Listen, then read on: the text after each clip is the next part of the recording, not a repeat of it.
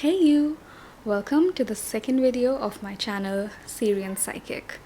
I am Sirian Psychic and this is a pick a card reading for the cleansing that your soul needs right now, or what needs to be cleansed in your life, basically. And this is a timeless reading, so you can be watching this at any point of time in your life and it's going to be just as effective. But please keep in mind that this is a general reading, so kindly take what resonates and leave out the rest. Further disclaimers will be in the description box. And thank you so much for joining in and being here. And let's get started. Okay, let's start with the reading breakdown. So we're gonna start with a quick energy check once again, so that you can know, once you select your group, you can know that which group is yours. So the energy check will help in that. Next, we're going to look at what needs to be cleansed in 4 areas of your life. Not life, more like your soul. Which is your physical body, your mental body, your emotional body, and your spiritual body. We're basically looking at the cleansing of your entire auric body, which I think it does include your physical body. And we're going to look at why these bodies need the cleansing that they need. Okay, next then we're going to look at how to cleanse the nasties. So once we figure out what needs to be cleansed, we're going to figure out how it needs to be cleansed, or how can you cleanse it. And then we're going to look at what your soul needs instead for restoration. And finally, we're going to end the reading with any extra advice or messages from your spirit guides or all source that they would like to communicate with you. Okay, so yeah, let's begin. Okay, we have 4 groups to choose from today: group 1, group 2, group 3, and group 4. Group 1 is this very beautiful Sodalite. Group 2 is this Brecciated Jasper. Group 3 is this beautiful clear Quartz. And group 4 is this very cute grey agate.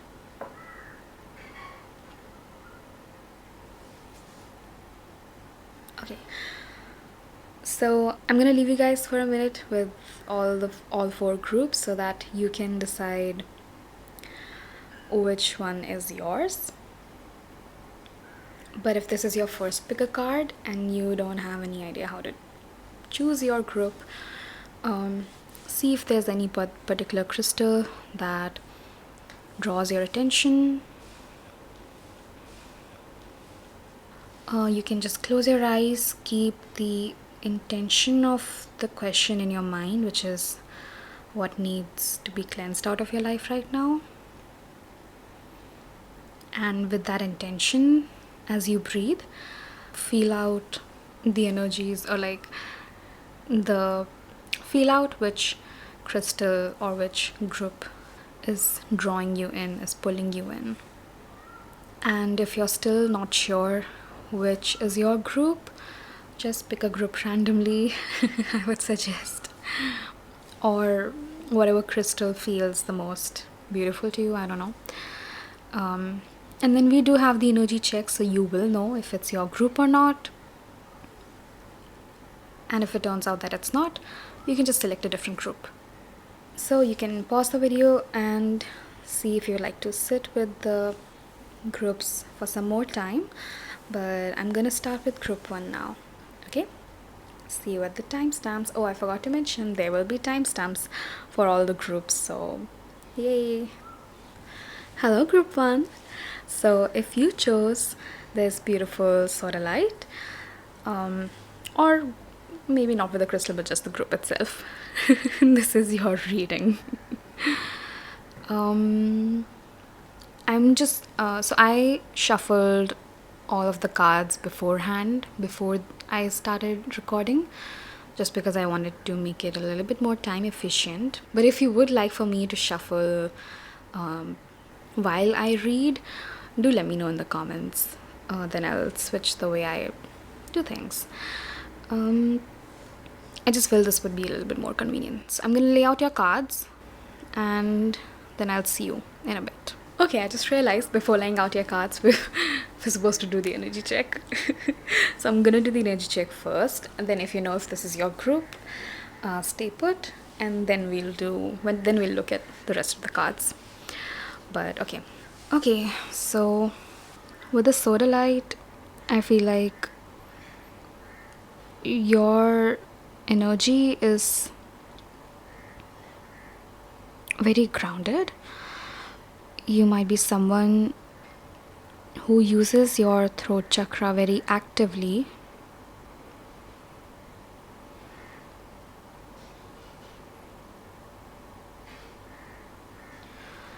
And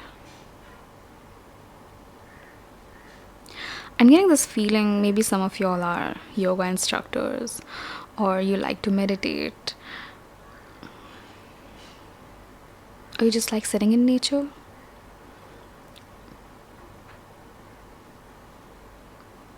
Like, I feel you are someone whose profession allows you to be in stillness, basically. Now, this could be any profession. Like, even if you're someone who works 9 to 5. But if it's something that brings you inner peace and stillness,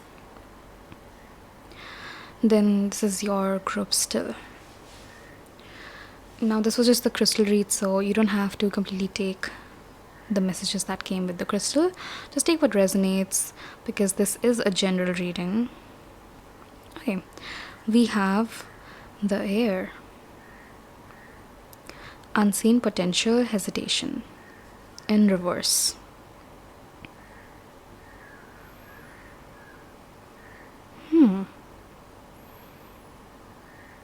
You are really good at what you do.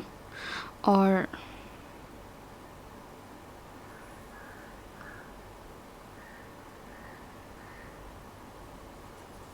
like, I'm getting you're someone who is already at I'm finding the right words, which I'm not able to find. Probably someone who is at the top of your game. How do I explain that? Like, for example, if you work in a particular company, you are at a good position. Like, you have people working under you.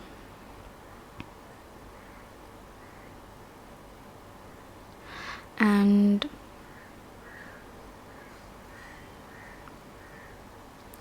maybe working under you, or people who look up to you.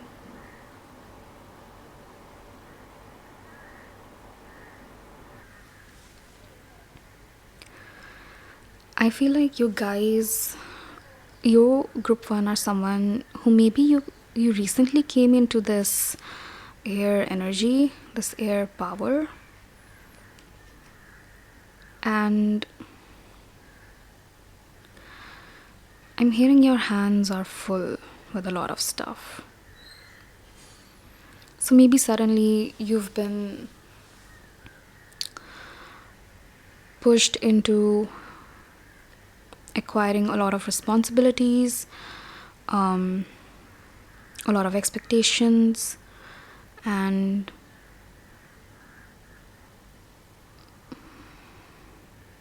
maybe you're not able to make heads or tails of it yet. Like, how did this happen? It feels like a sudden energy, like maybe you were not expecting this promotion, or I keep seeing you in an office, basically. But again, if that's not the thing, then it can also be like, irrespective of whatever profession or occupation you have. Yeah, I'm hearing this could also be maybe in relationship. Maybe you've moved a step ahead in your relationship with your person. So take it how it resonates. You've basically leveled up towards something in your life, and now it's like suddenly there are so many things that you have to take care of, and it may feel suffocating at times. It may feel that you miss the past more, where maybe you did not have so many things to take care of.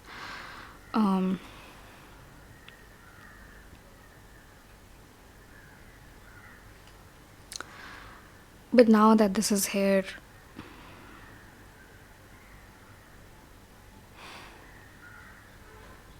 it's like you also cannot drop it. You cannot drop the crown. You have to maintain it. Why do you have to maintain it? What's your why? You might want to look into that. Like asking yourself, what is my why? What is the need for you to maintain this crown?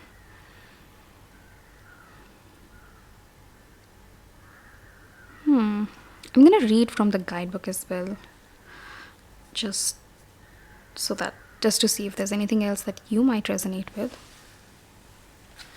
Okay.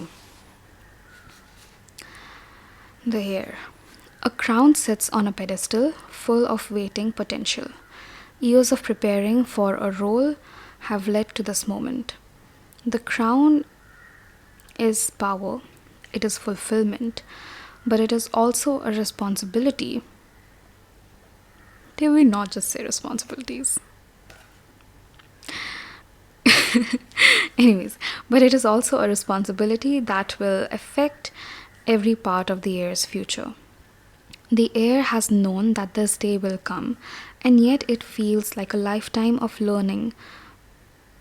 And yet it feels like a lifetime of learning could never have prepared them for stepping into this role. The weight of expectation is a heavy mantle, but there's no turning back from it now. Yeah, I think that kind of sits well with what I felt earlier. That's quite a synchronicity. Anyways, the end of every journey signals the beginning of a new one. And it's natural to still feel uncertain about this new path in front of you. You may be hesitating, but trust that you've already laid the groundwork to make this opportunity the most beneficial that it can be. The rewards that will come are worth this moment of uncertainty. And reversed, since this is in reverse, you're not yet ready to accept the fact that you've reached the end of one journey. The beginning of the next is strange and unfamiliar to you. Looking forward feels empty, as though you're not yet ready to let go of the past. What is missing? It may be time to tie up some loose ends before moving forwards.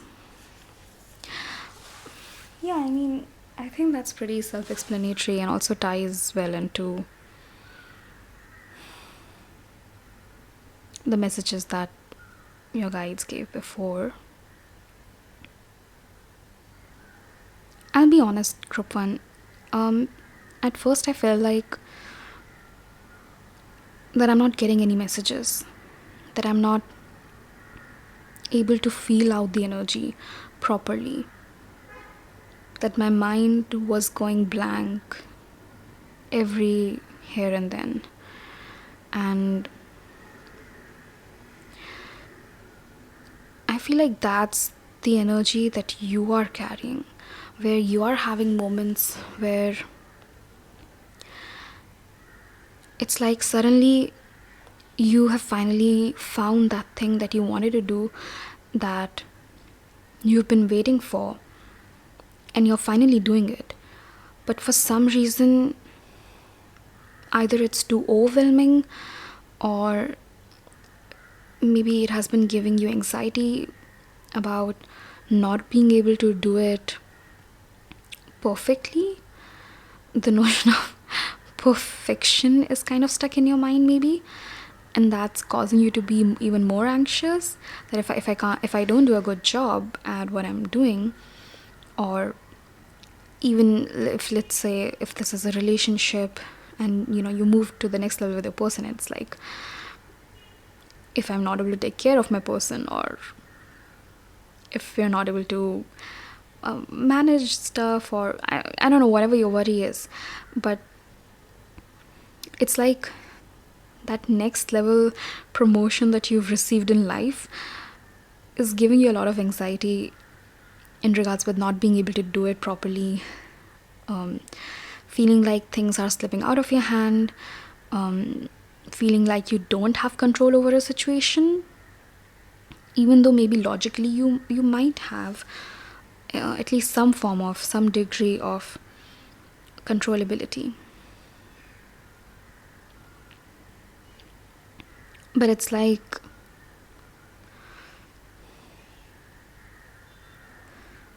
suddenly it feels like you have lost answers in your life. Like something that used to feel familiar, like even the deck said, something that used to feel familiar has now become a foreign entity. And you did not expect this, because this was actually something that you wanted to do for a long time, perhaps. And now that you're finally here, suddenly your mind is blank, your body feels loose or tight, I don't know, however anxiety runs through you. But now it's like, I don't know what to do. I feel stuck. That's the kind of feeling I'm getting. And I feel it's putting your nervous system in a very dangerous zone, because I feel you are terribly scared of losing what you finally achieved, or what you finally got after such a goddamn long time. Okay, if this is your energy, if you feel if your energy check vibes with you and this is your group, then let's begin. If not, please go check out some other group. So I'll lay out the cards now, and I'll see you then.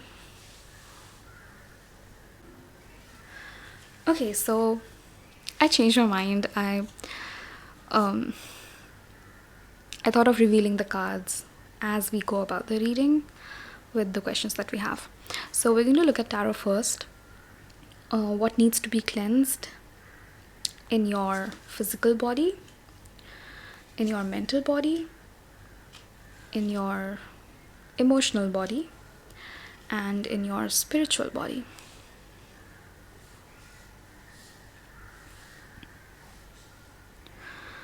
Okay, we have death with rebirth. But unlike the original Rider Waite tarot, it's just the death card. Then for the mental body, we have Ace of Cups. For the emotional body, we have Six of Swords. And for the spiritual body, we have the Hanged Man. Interesting. I feel like with the death for your physical body, you are definitely someone who is going through major transformation in your physical body. Oh, actually, we're talking about what needs to be cleansed, right? So maybe you need to detox or work, or maybe no, I feel like it goes both ways. The fact that I said that you are going through it, there's a reason why that came out. So maybe it's a, like the card says death and rebirth. So maybe what you're going through, maybe you're already going through this physical cleanse, where up till now, the death card energy is basically for endings of old and beginnings of new. Okay, but with death and rebirth, I feel you need to cleanse out the energy of the death part, and I'll explain what that means. And now you need to come into the energy of the rebirth part of the death rebirth energy. What this basically means is that I guess up till now you must have, so I'm seeing maybe you're doing something very extreme with your body. I am not sure what that might look like, because it can be different things for different people watching this, because this is a general reading, so I won't give any specific example, but I just feel it's something extreme that you used to do, which can be anything, maybe in your diet, maybe in your workout schedule, or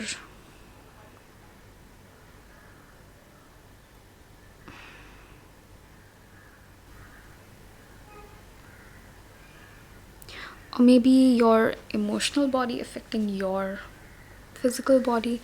So it can be a bunch of things basically, but I just feel that the energy over here is extreme, something extreme that you used to do that put a lot of strain on your physical body, and now that needs to be cleansed.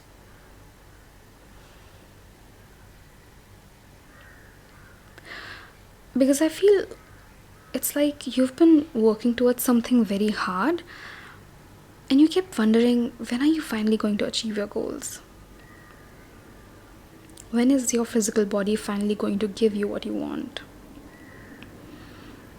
Whatever that goal might look like. And I do see a lot of shadow aspects showing over here, where there is need of acceptance towards your body.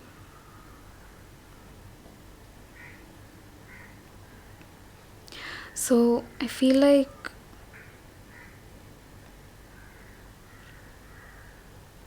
I think you've been in this death energy for like a long time.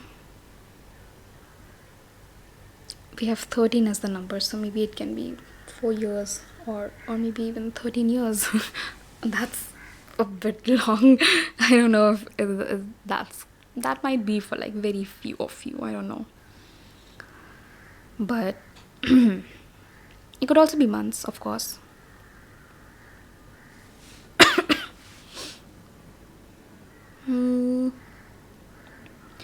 But with the death rebirth, I feel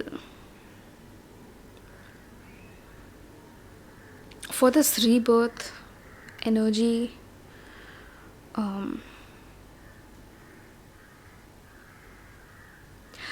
this rebirth thing is good, okay, and it is gonna happen for you, but only when you address these shadow aspects. Because right now I feel you are clinging to something, like one part of you is clinging to one particular thing. Your extreme aspect is clinging towards this particular goal, but the other aspects of you are in contradiction to that particular extreme aspect, because maybe they want something else, which could be wanting to be loved by you, to be accepted by you as who you are.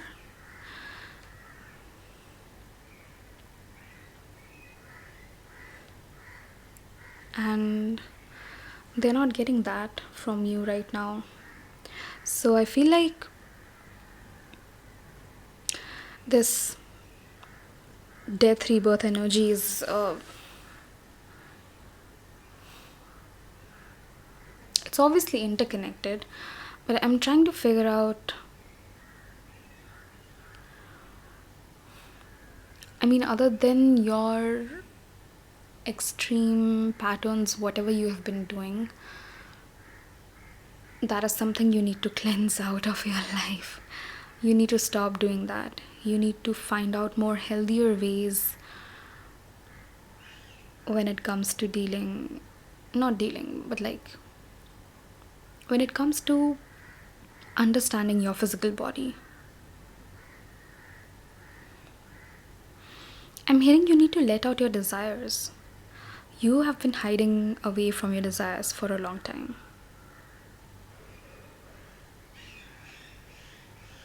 And your guides are like, if there's something you're craving or if there's something you have been desiring, go do it, because you need to put in action towards, if not all, then at least like as many aspects as you can, like take care of their needs and wants, of like basically catering to yourself, basically catering to the best interests of all of you, not just one extreme aspect of you. So if another part of you is like, oh, I'm really craving this, or I feel like doing this today, or whatever it is that you're desiring, you need to pursue your desires more, is what I'm getting. Which is kind of related to what you need to do instead for restoration, so we're going to come to that later. But moving on to your mental body. Ace of Cups. What? Okay.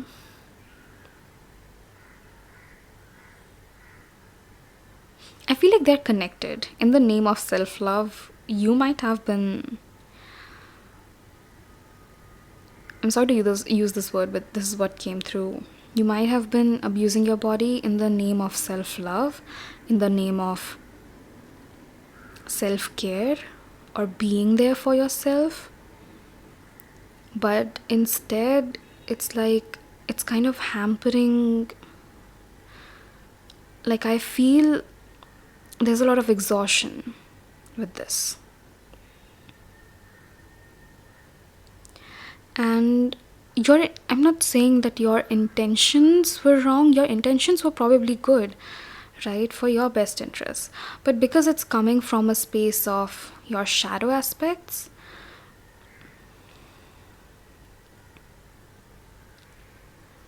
which is basically attached to shame or guilt or fears, and hence why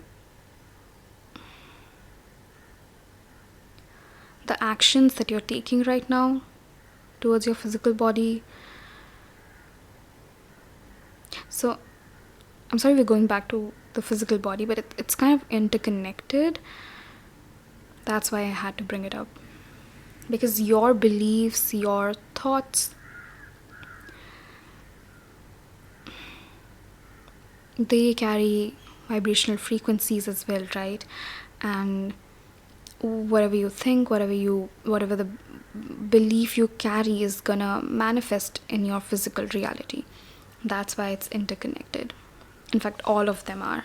But we decided to look at them individually so that you can get a better idea of how they process individually, but at the same time how they are interconnected. So coming back to the Ace of Cups,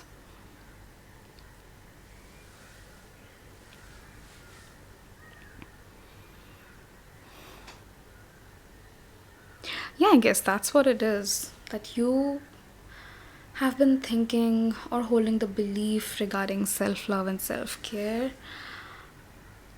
but you haven't noticed how it's leaking. You thought you were giving yourself... I'm sorry, I'm just gonna be brutally honest over here, okay? You thought you were... The things that you've been doing might be feeling like this is what self-care or self-love looks like. But no, what you have been doing is taking you towards the extremities, which you don't realize it's actually hampering you. And the why for both of them, the why for both of them is basically your hidden aspects, your shadow aspects, or your inner child, whatever label you want to put. They are basically crying out that you're not giving them enough attention. You are not listening to their needs and wants. Each and every aspect of ourself, of our consciousness, has their own personality, their own likes and dislikes, their own needs and wants, and you have been ignoring these other aspects of you for quite some time. And they are wanting you to pay attention to that, to them, basically. Next, we have Six of Swords for your emotional body.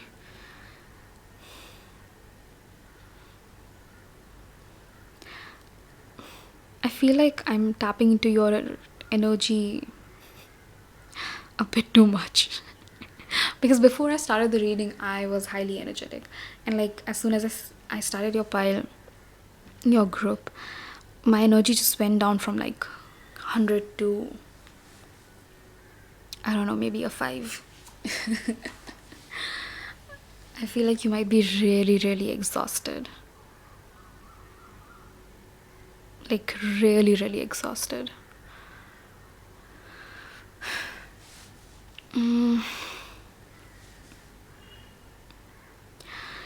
Your emotional body is especially stressed.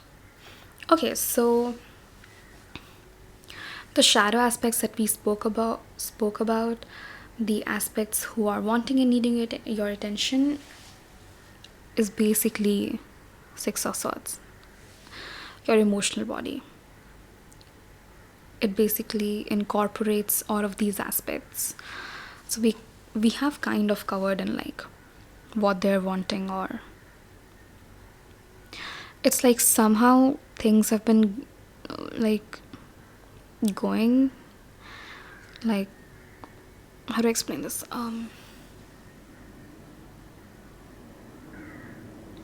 Like things have been barely been moving, and it's like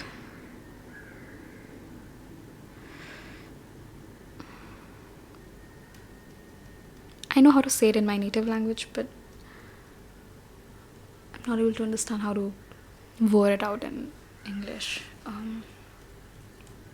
Because it's a specific saying, so I'm figuring out how to translate that. It's basically a feeling of, okay, I'll we'll see where this goes, or as far as we can, allow this thing to happen to us, as far as we can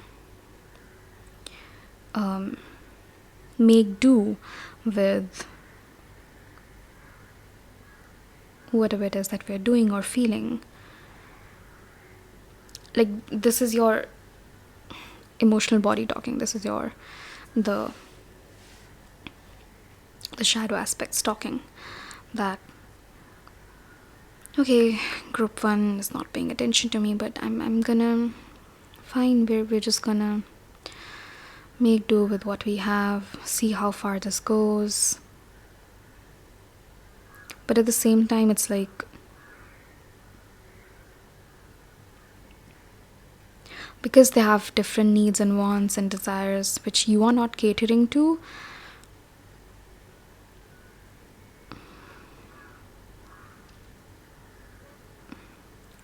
they kind of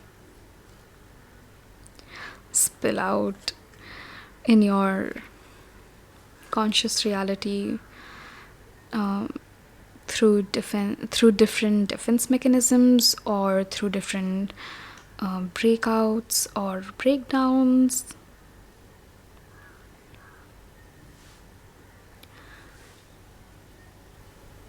It's like, I feel like with the emotional body, I feel like sometimes you yourself may not realize that you have zoned out and you're completely in a different world. And then suddenly, when you come back to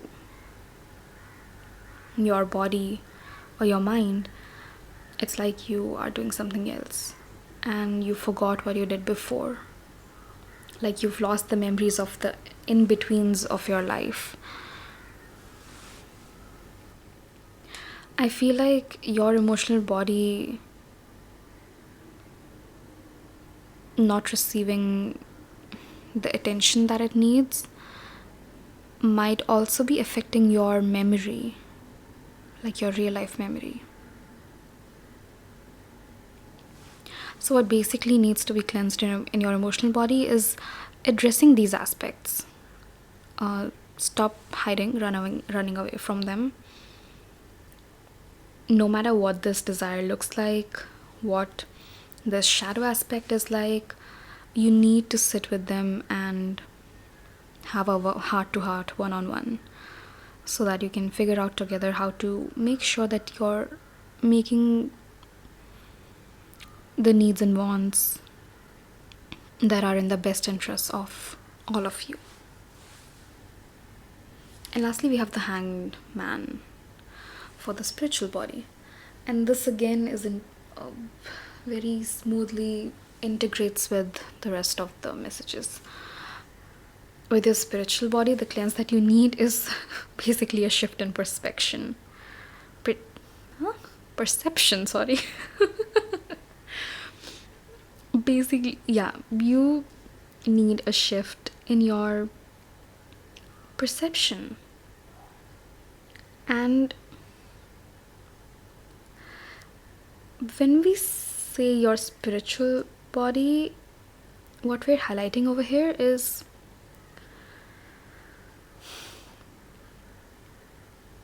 so just how do I explain this? This is your, you can say, the spiritual aspect of you. So I don't know how to explain this.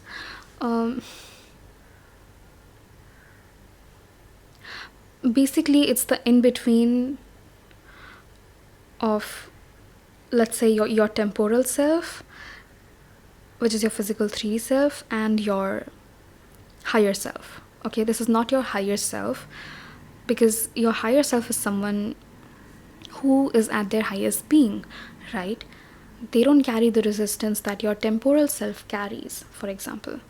The in between of the two, the you who is higher than your temporal but still way lower than your highest self, that's somewhere where your spiritual body is. I should have explained this in the intro. Now I'll have to explain this in every group. But basically, when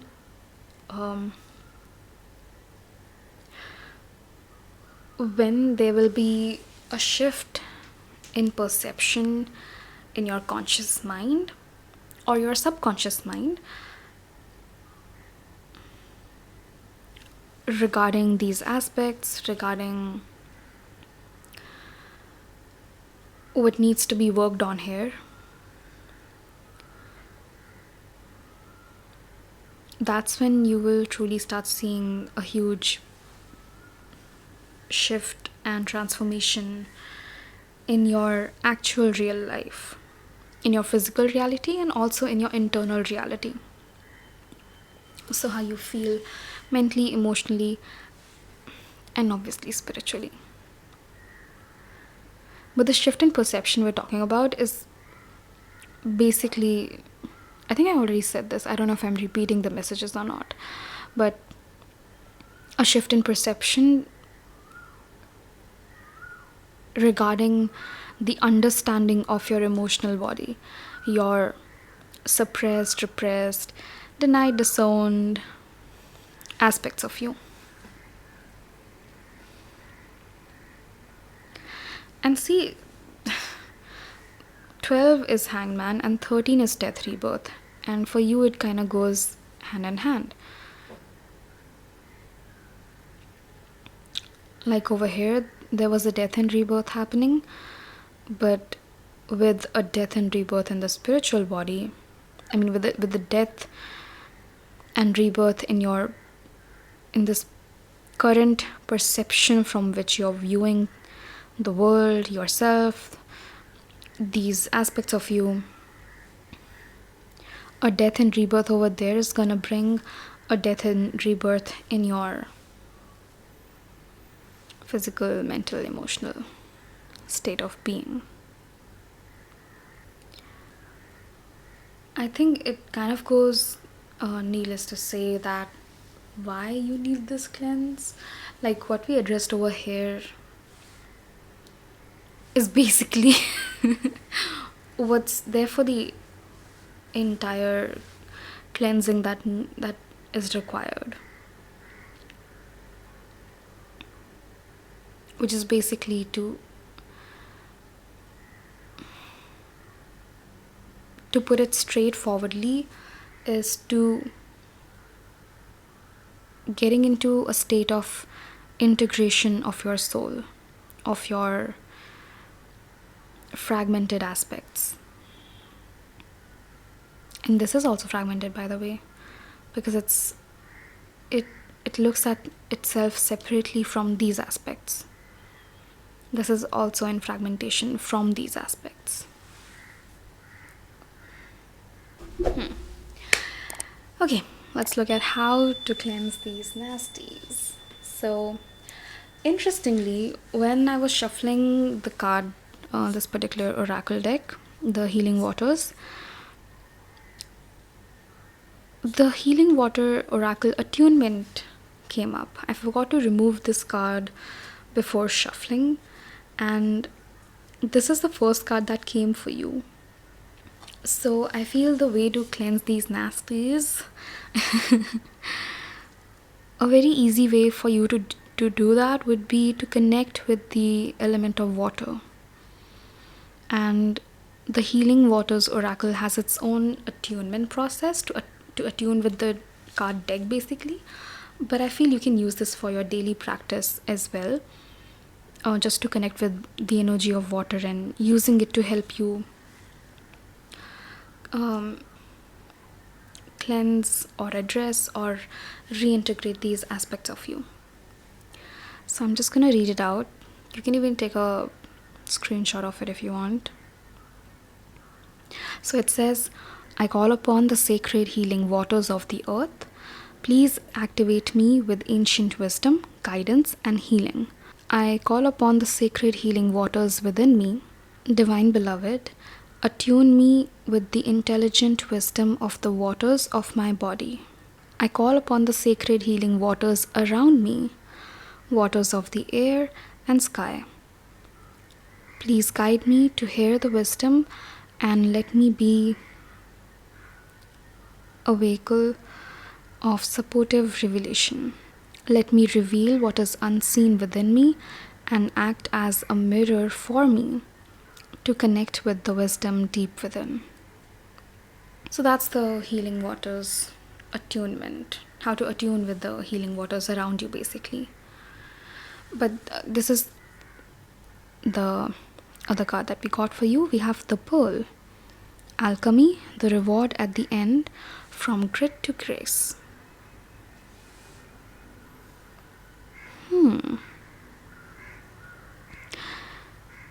This actually goes very well with this. I feel the pearl that she's holding is you attuning with the element of water, the divinity of water, inside you and around you. And do you see this, the reward at the end? So again, it takes me back to the death, rebirth, the endings and beginnings. From grit to grace. How you can cleanse these nasties?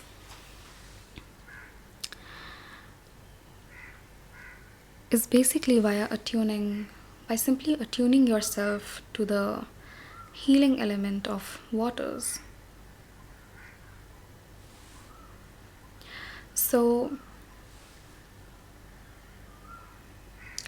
how this can look physically is maybe using water, maybe charging your drinking water with the required healing energies, the specific energetic attunements that you think might help you. So maybe, like depending on whatever these shadow aspects are, if they are someone, if these aspects are someone who carry fear, then you would want to charge your water with the healing frequencies of love. If it's shame that you carry, then you would want to charge your water with the healing frequencies of acceptance, of acknowledgement, and again love as well. So you will need to sit with yourself and see what these aspects look like that you have been ignoring. And I think, as I would when I was reading it before, you must have felt it then and there itself only in your gut that what these aspects are. Because even though they lie in your subconscious, it's not like you're completely unaware of them. You are aware of them, you just maybe consciously don't address them, right? But you already know what these aspects are. You are the only one who will know. And approaching them with this gentleness, as if the pearl is there, but like as if it's a baby, as if these aspects are your babies, and you would want to hold them very gently, because babies are very delicate, and you would not want to break them. So you will approach them with the utmost care, and you see how gently she is holding that bowl. It's like she's barely touching it. It's kind of floating, actually. No, it's not floating, but anyways.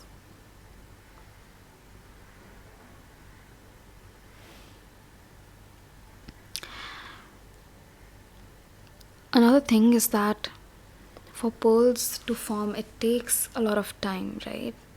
I don't know exactly how many years or stuff, but it takes time for pearls to form. So I feel like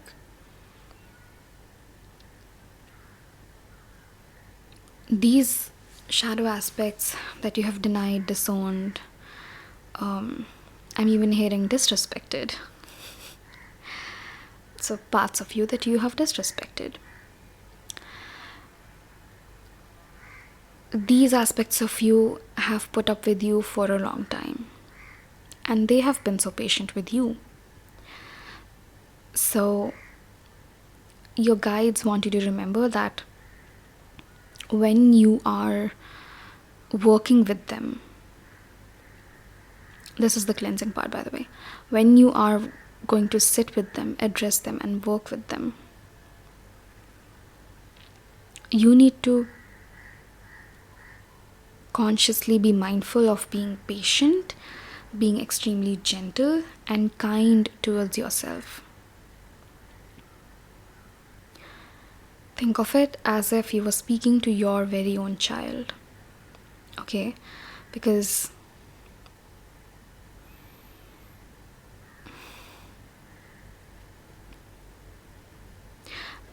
I'm hearing, you were led to this reading whenever you were led to it, and your guides are specifically coming out with these messages because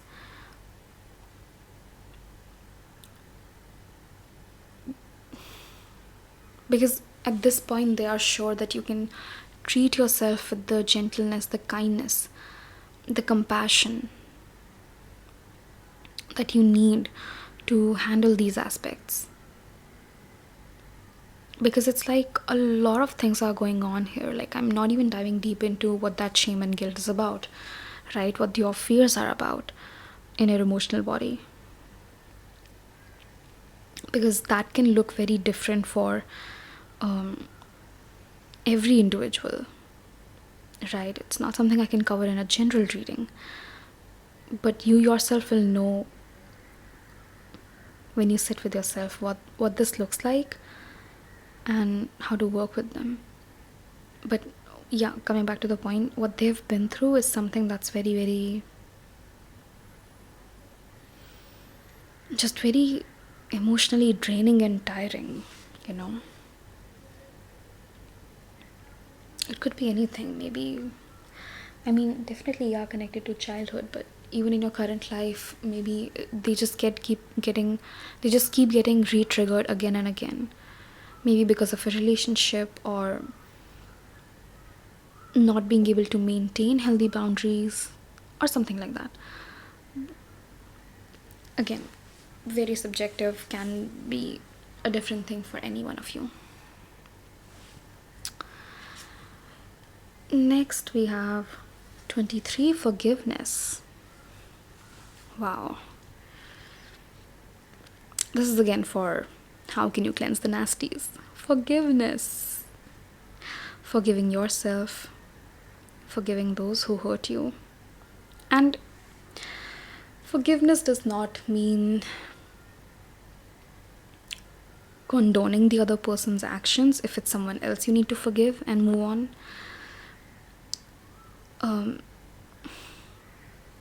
forgiveness is basically freedom, like freeing yourself from that burden or that heaviness that you carried because of someone else, or maybe because of your own self. It is to give yourself the permission to live freely despite it, despite having to live through that. Like, yeah, I experienced that in my life, and now I want to choose to be free. I want to be able to fly freely for my own self, liberating myself from that heaviness, that stress, that anxiety, which kept pulling me down or pushing me out of me, or, you know, however it looked like. But now I want to come out of that. Now you want to come out of that. So, forgiveness. Do you also see that beautiful balance between the sun and the moon energy? So, I feel like with the practice of forgiveness, you will finally be able to come into a state of balance with the yin and yang energy. I'm also hearing if some of you have a very disastrous sleeping routine where you're sleeping at some random time and staying awake till late, or like your sleep like your sleep schedule is basically messed and all over the place. I feel like that is something that will also come into balance, and your physical body and your mental body will be able to differentiate between night and day, and, you know, you'll start receiving signals from inside again that, okay, now it's time to sleep, now it's time to wake up. If that is something you struggle with, then that's something that will improve. I'm also hearing crossing the river body. What does that mean?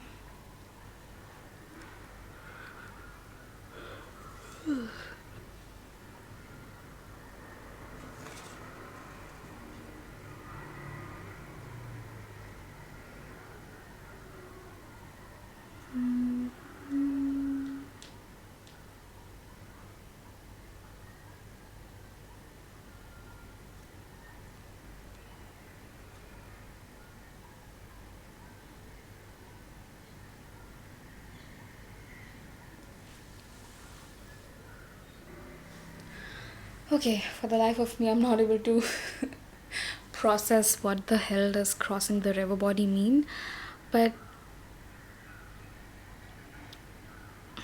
like I have a general idea of what it means. It's basically overcoming challenges.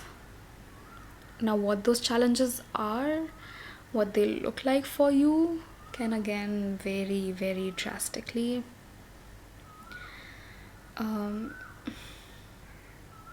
but it's basically being able to be, but it's basically being able to overcome certain challenges in life.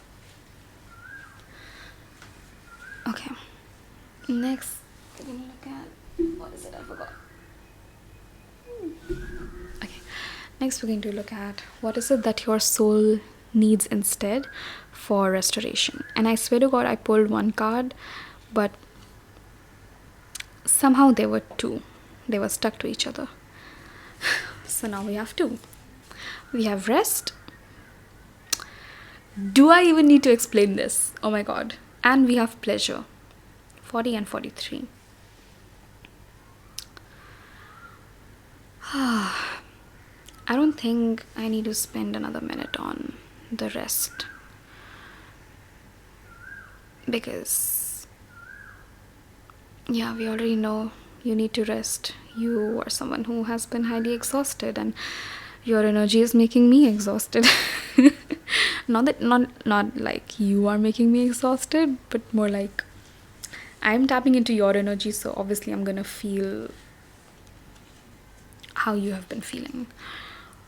And the kind of sleepiness and drained I feel is, well, let's just say it's not helping to stay attentive while I read. Maybe that's something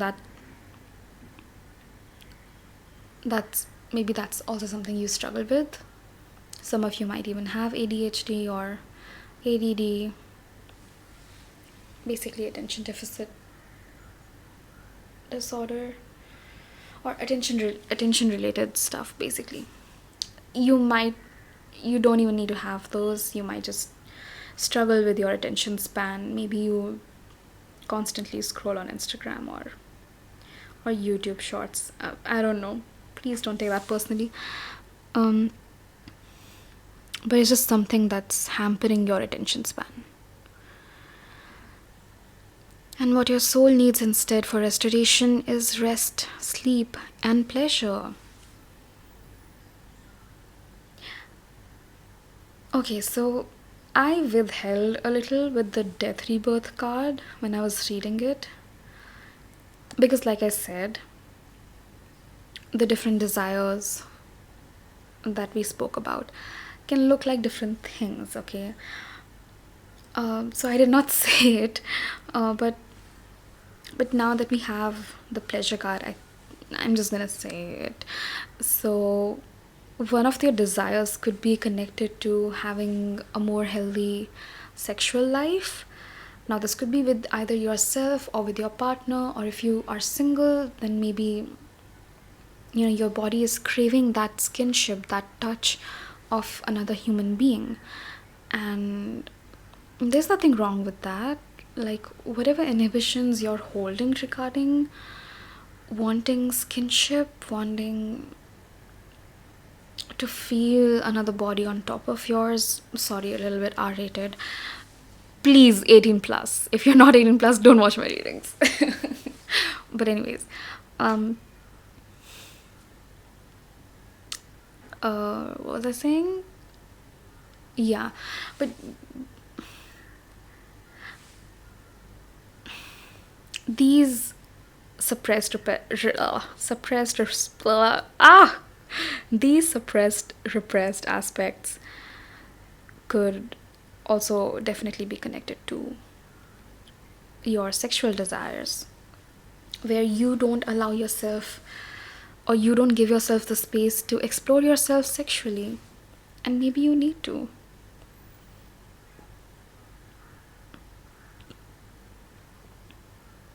So take this how it resonates, be it pleasuring yourself or having your partner help you with that, or whatever that looks like.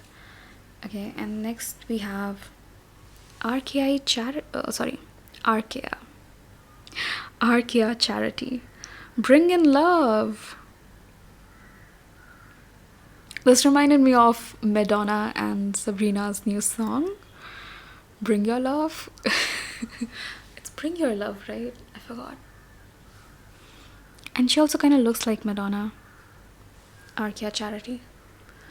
I don't know if you can see or not because my camera's over there, but we have the number 19. So 4s could be a significant because we have 4 here, 4, 4, 3s as well. 3s over here individually, and 2 plus 1, 3. I don't know why the numbers. Maybe you've been seeing a lot of angel numbers recently.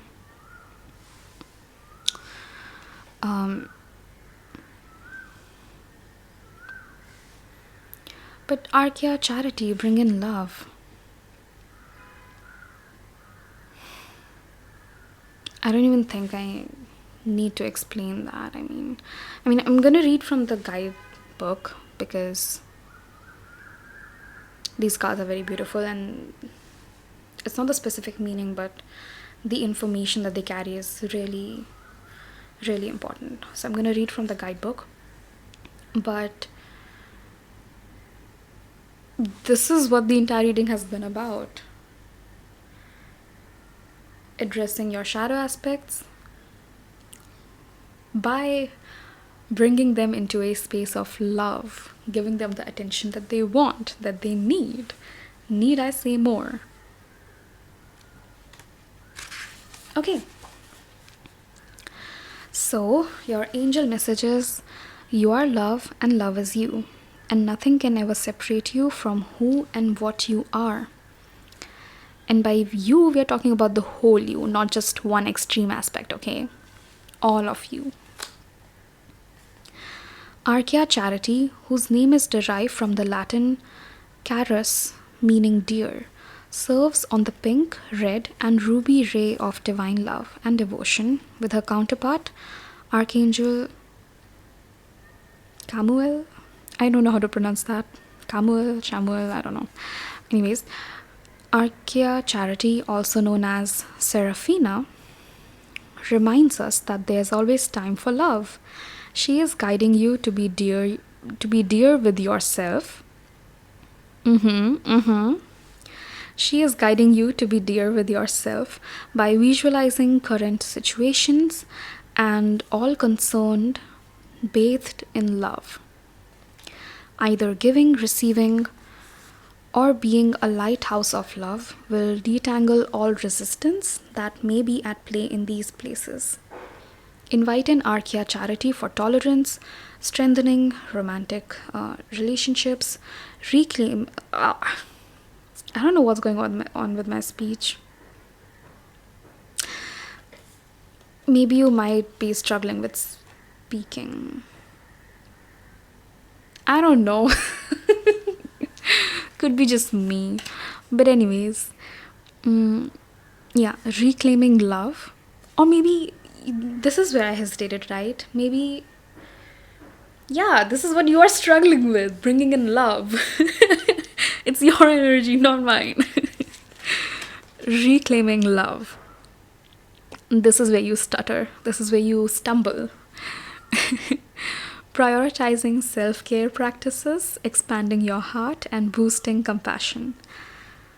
We didn't get it in reverse, but I'll read it anyways. Because actually, you need to bring this in, so this is what you need to pay attention to more. You are low on your list of priorities. Rebalance by filling your cup back. Self-love time.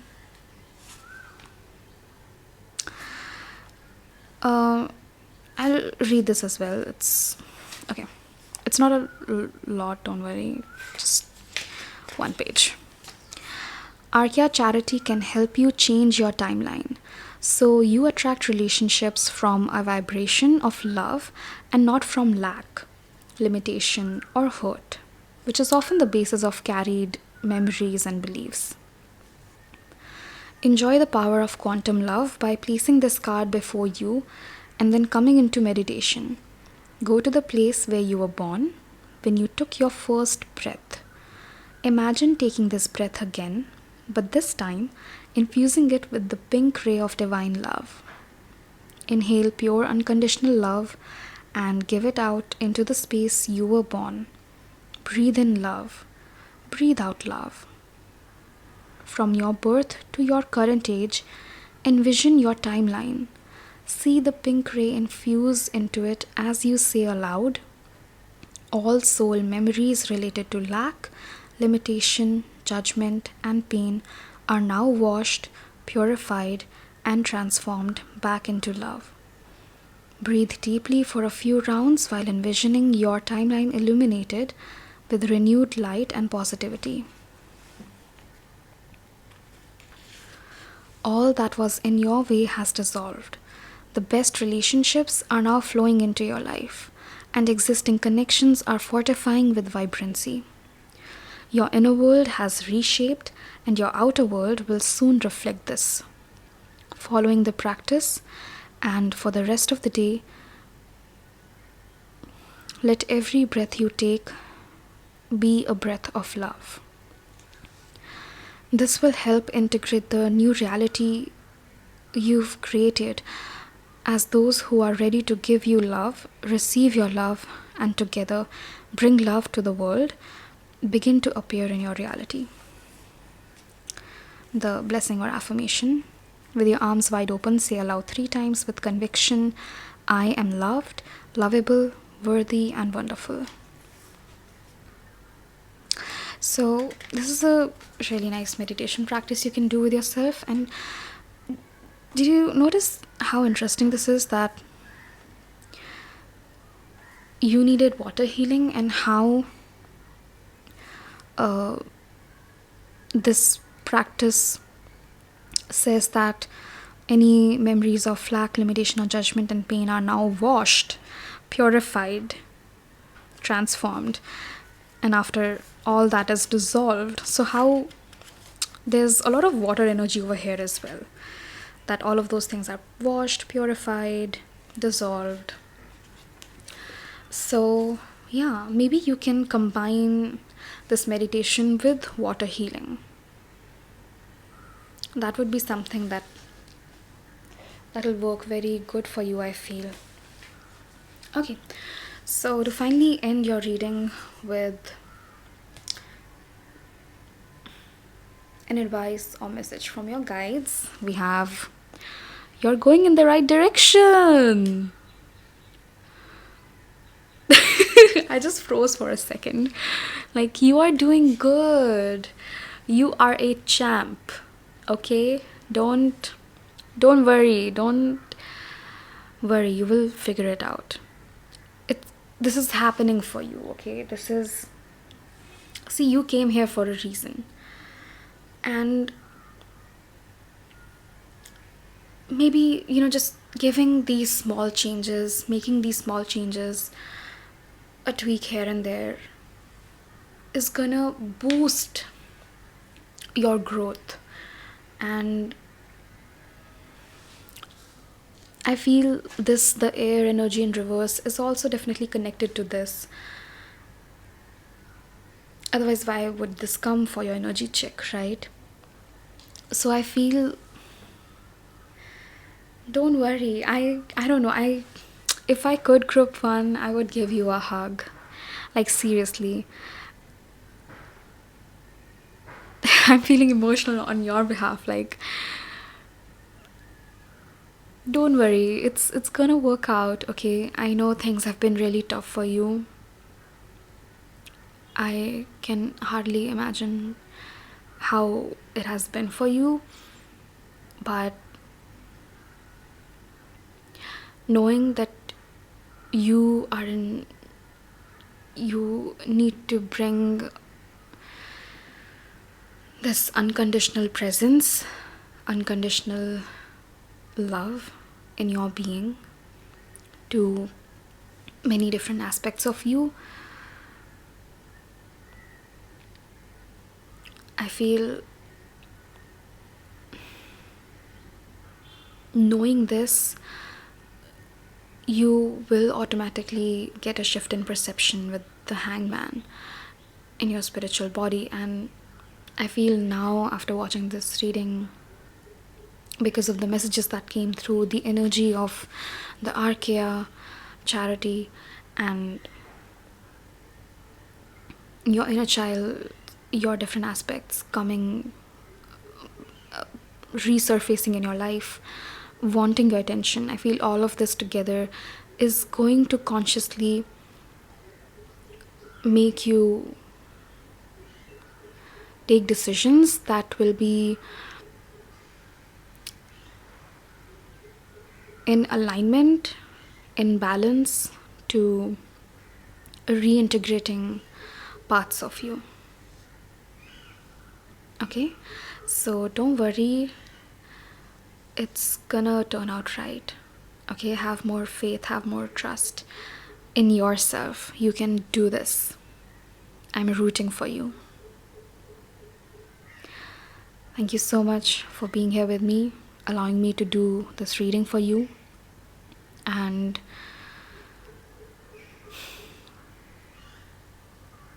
I don't know, thank you for being here. If you feel the reading resonated, let me know in the comments. Or if you'd like to share your story, I would love to hear you out. So let me know in the comments. And yeah, consider giving it a like if you feel the reading resonated. And to subscribe to my channel for more vulnerable readings. I'll see you later. Take care. Okay? Bye. Hello, group 2. If you chose the Brecciated Jasper, then this is your reading. Let's get started. Okay, so for the energy check, this is the card that we have. Okay, yeah, before we begin, I had pre-shuffled already all the cards that were required for a reading. So yeah, I have them here. I won't be shuffling on camera today, just to be a little bit more efficient in regards with timing.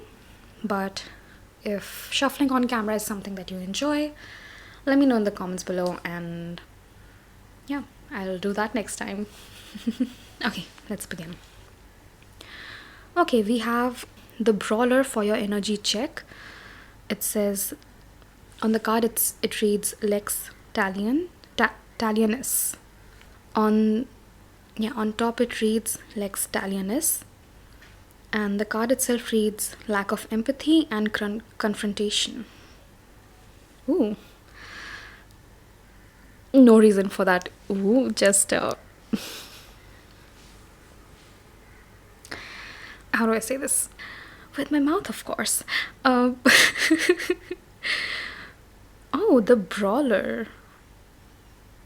I don't know, the brawler reminds me of the bawling, like the crying sound of the baby, like baby bawls.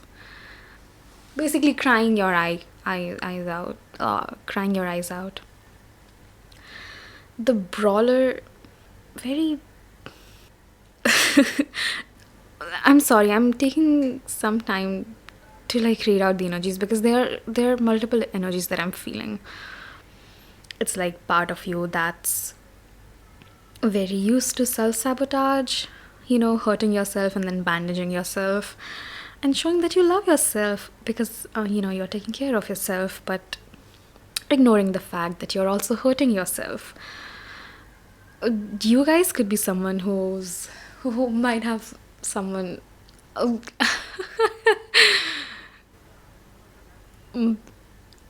this is weird. My words are all jumbled. Like, I know what I want to say in my head, but the moment my mouth is opening, the words are getting jumbled. You, group 2, like, this is gonna be subjective for like it's gonna be different for different people watching this who chose group 2. But every single one of you, I can bet every single one of you, has some or the other defense mechanism which can be seen from the outside. Like, for example, I'm getting, Chandler's comedy as a defense mechanism. Like, he uses humor as a defense mechanism. That's something that can be seen, right? So that is just an example, but you are someone who, it's interesting how my thoughts and what I want to say, I keep jumping from one thing to the another before being able to complete the thing that I started with. So before I came to this, I wanted to talk about some of you might have recently must have broken up with someone, or maybe you got broken up with, or maybe you're heartbroken because of someone else and you're trying to move on, but it's like you knew in the first place it was not gonna work, which may or may not be objectively true. My group number 2s, you guys are overthinkers. You feel too deeply, and hence you think too deeply, and hence you analyze stuff too deeply, and you kind of hammer your own foot, or as per the card, I don't know what they did to hurt themselves, but you hurt your own hand, and then you bandage it by showing that you care. No, it is real care, maybe, but this feels very masochism kind of energy. I'm gonna look up what this means, like stally honest. I have no idea what that means. But with the brawler, lack of empathy and confrontation, I also feel lack of confrontation for you. That kind of connects with how your defense mechanisms keep showing up. And it's interesting how and why I started with that. I feel like you're someone with like immense potential and immense growth. Like you've been through a lot of growth, but it's like, it's that feeling of no matter what I do, I'm not good enough. Do you see the beautiful flowers, but also the vines? The stem of that flower has like lots of thorns, and it's like you are someone who is happy and proud of yourself for all that you do, but that is outweighed by the self-criticism that you hold for yourself, or that you feel. I'm getting that you're someone who holds the belief that I have to be my best critic, my own best critic, because one, either no one else can tell me, or no one else will tell me how to truly do this something, whatever that is, how to truly grow. I'm not finding the right words. More like I'm the only one who can be my best critic, because no one else is going to be authentic, no one else is going to truthfully give it to me. Or I'm the only one who can be my best critic because I don't want someone else looking down on me. These are the two thoughts or like beliefs that I'm getting. Okay, I'm gonna read from the guidebook as well, because I got these cards very recently actually, and I'm still learning how to work with them. This particular symbol, which elemental wise would be water sign, so you could be someone of the water sign, or might have heavy presence of water energy in your birth chart, but that's not necessary.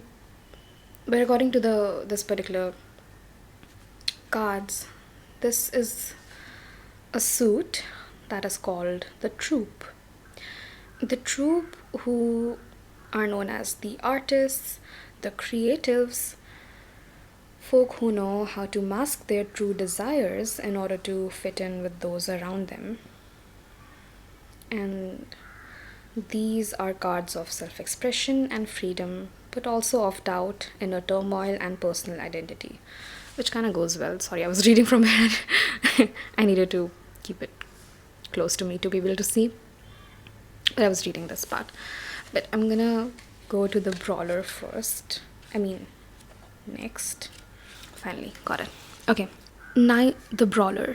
Night falls thick and dark across the streets, but not all are sleeping.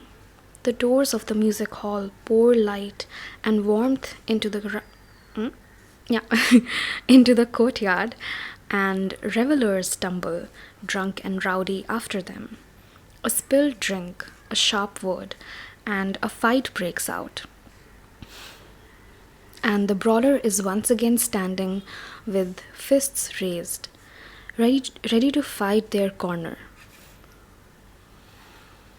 Set on showing the whole world that they don't care what people think of them, the brawler invites confrontations wherever they go.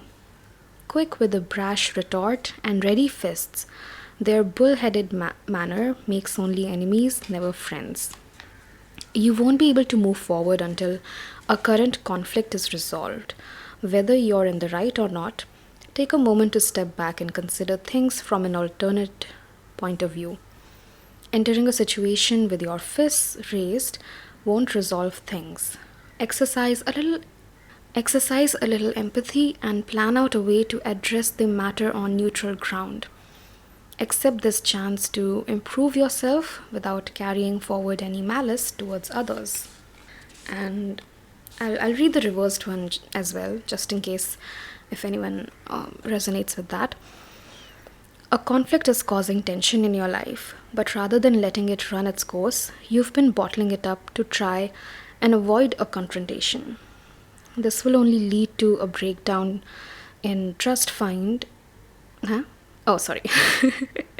This will only lead to a breakdown in trust. Find the healthy balance between expressing your needs clearly and keeping the peace.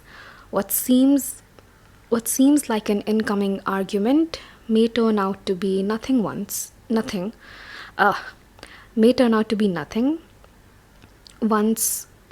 you've cleared the air. Okay, I'm going to look up what lex talionis means. Lex talionis is the Latin principle of the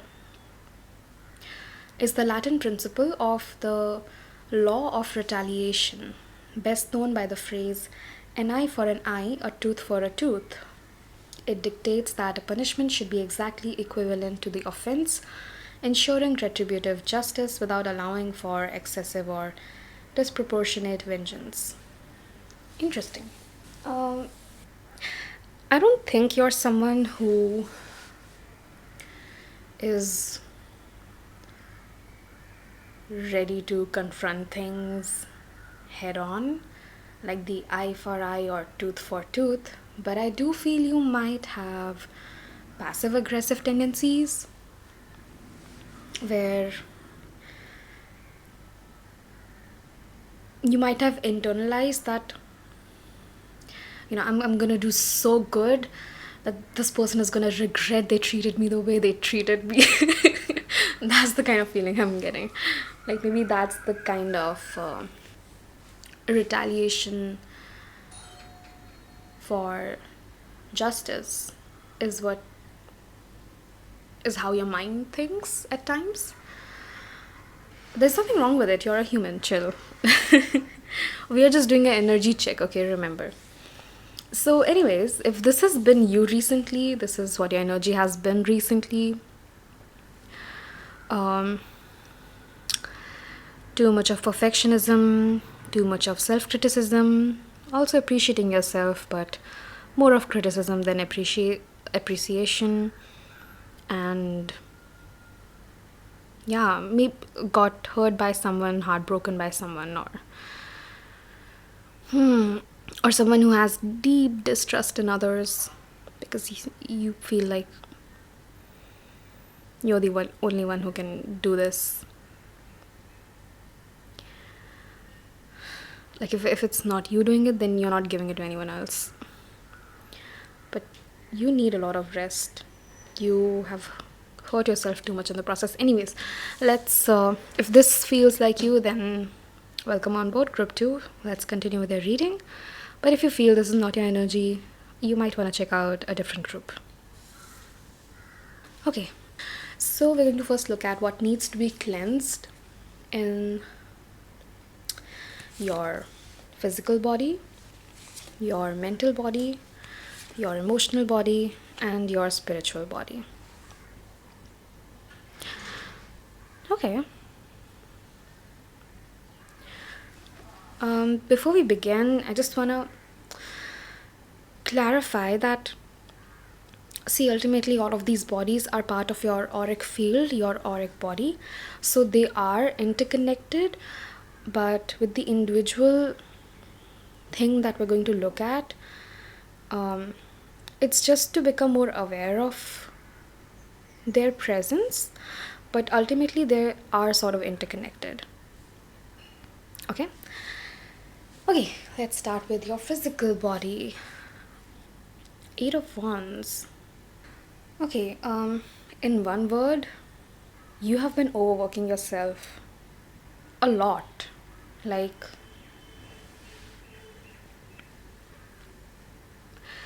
it's like the feeling I'm getting with 8 of Wands is that you have been trying to multitask, or you are someone who likes to multitask. But it's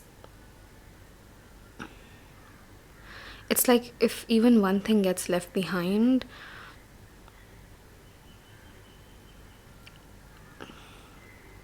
you start you start negatively thinking about, oh, now it's all going to go to waste. Like if one thing gets held back, it's like now everything is going to go to waste. It's like you're trying to balance out, how can I focus on quantity and quality, which has been really, really taxing for your physical body. Now, these tasks you might be doing mentally because we have wands for both of these. So, this could be multitasking, a lot of mental tasks, cognitive related tasks, and it's like so much of, yeah, I think I'm just going to read them together. There's been so much of cognitive activities going in your mind, and also trying to balance out different things in your life, that it's like your mental cognitive stress is now showing up in your physical body. It is manifesting with your physical body. It is manifesting in your physical body. That exhaustion, that stress is showing up physically, maybe through pain in your body, maybe your lower back hurts. I'm also hitting your ankles. Maybe your ankles tend to swell a lot, or maybe you struggle with some sort of chronic pain or fatigue. Maybe you need to like regularly go to physiotherapy just to get rid of the pain. But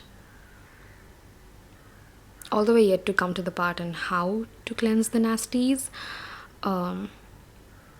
Nasties meaning the I wanted one word for like what needs to be cleansed, like all of these, so I'm just gonna call them nasties. Okay, so for the nasties to be cleansed is yet to come, but I feel like decluttering your mind is gonna help declutter the pain in your body, the exhaustion, the fatigue. As for your emotional body, King of Swords. This kind of goes back to the brawler. You have been trying very hard to try to keep your calm, your coolness. By cool, I mean like Not in a arrogant way, but more like pretending to be fine. Like if you know tarot, then you understand how King of Swords energy is, right? It's highly intellectual. It's someone who is highly logical, who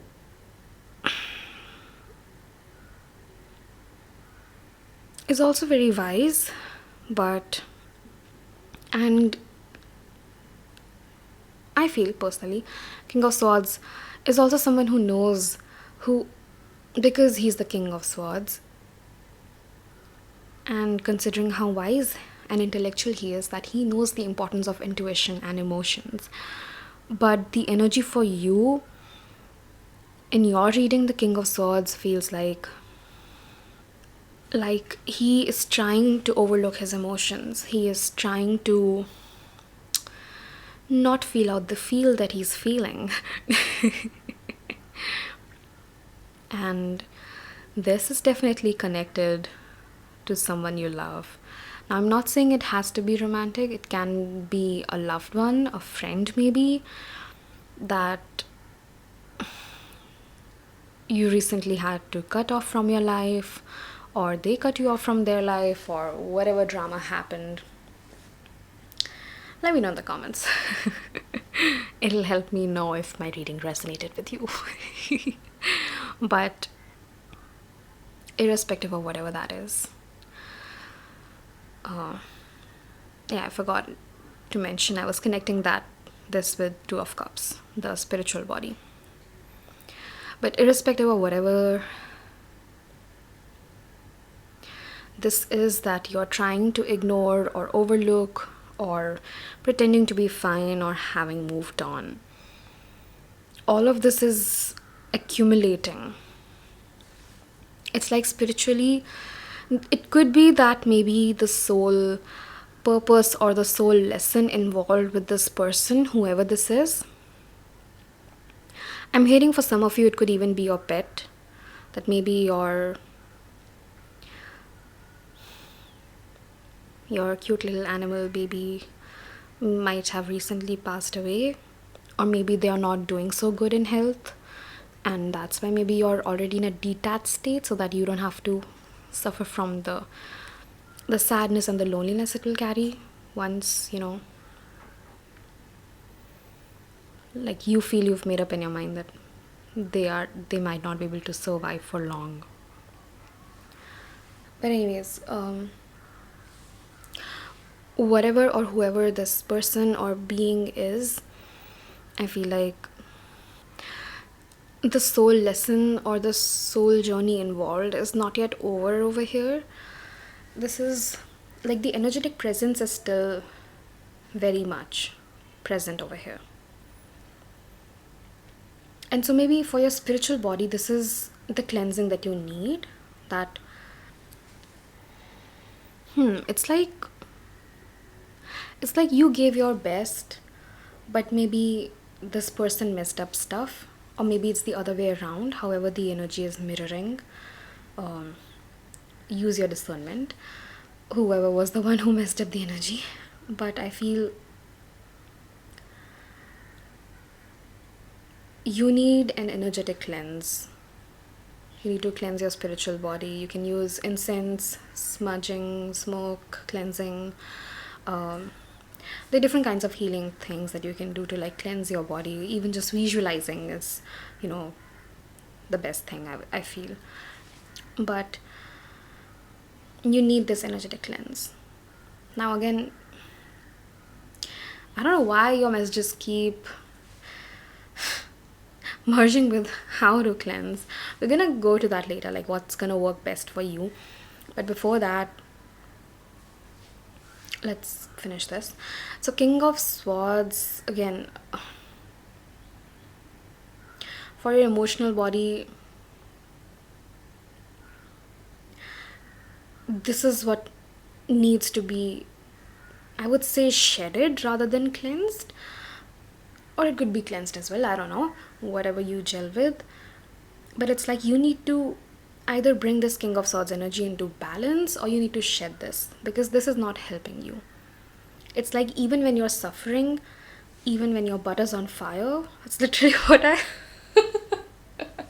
literally what I heard. Even though your butt is on fire, even though you're exhausted and experiencing a lot of fatigue, it's like that's still not enough.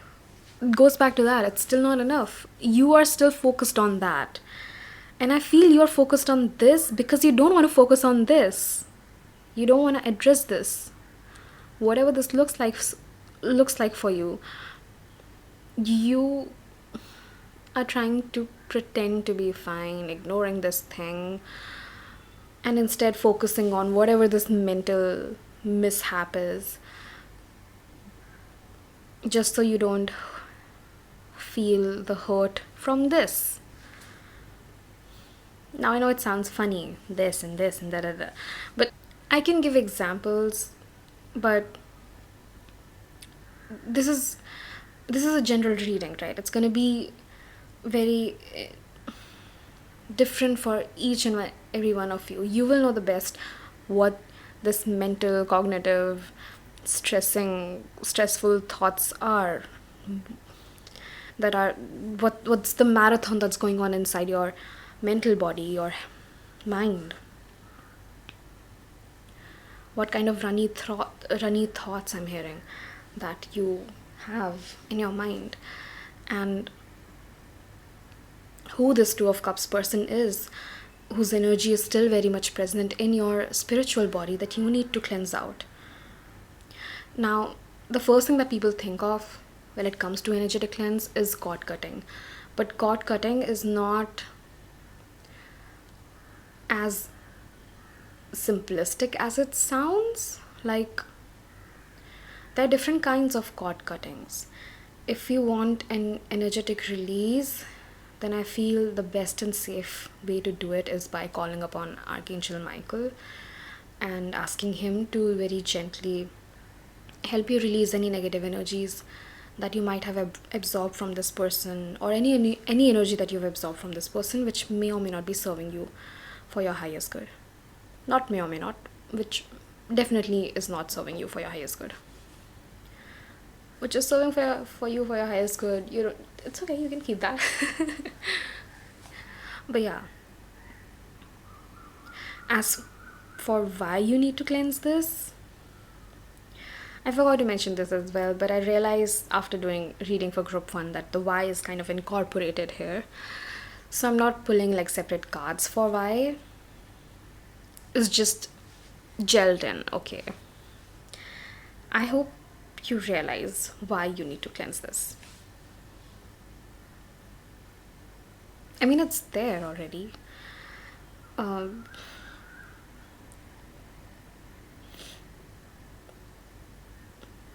Yeah, it was actually answered over here. The whole self-sabotage thing, the whole how it's hurting you and why it's not serving you for your highest good. Okay, yeah, so this is what it is.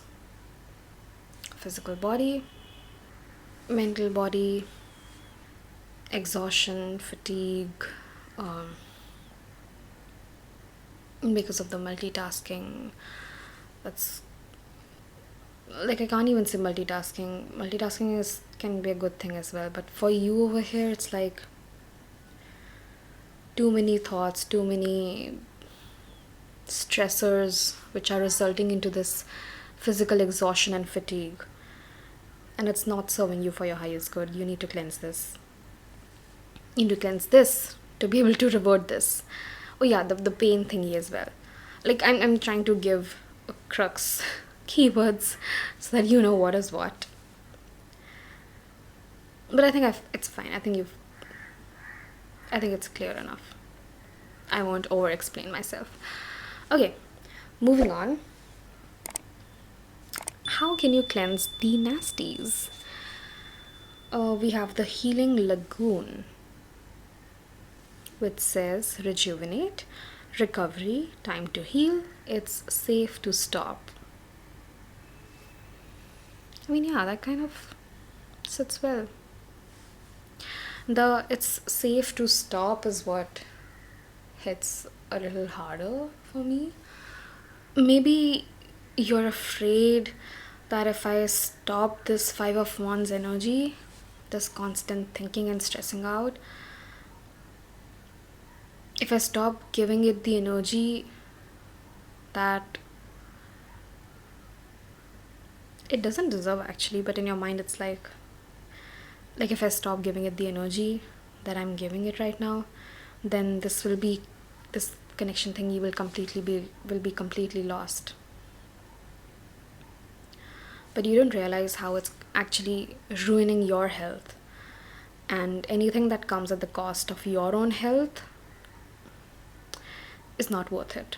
I'm not saying the connection itself is not worth it. I'm saying that the approach that you're using is very hindering, is very dangerous for your own being. It's hampering in nature.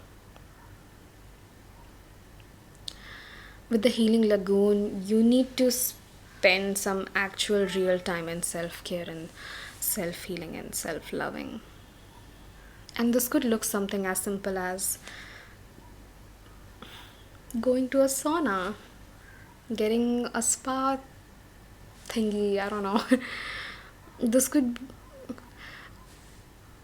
if your physical body is in pain, if the Eight of Wands, all the pain talk that came through, if that is something that's you, then definitely going to a masseuse, a therapist, physical therapist, physiotherapist, or just getting,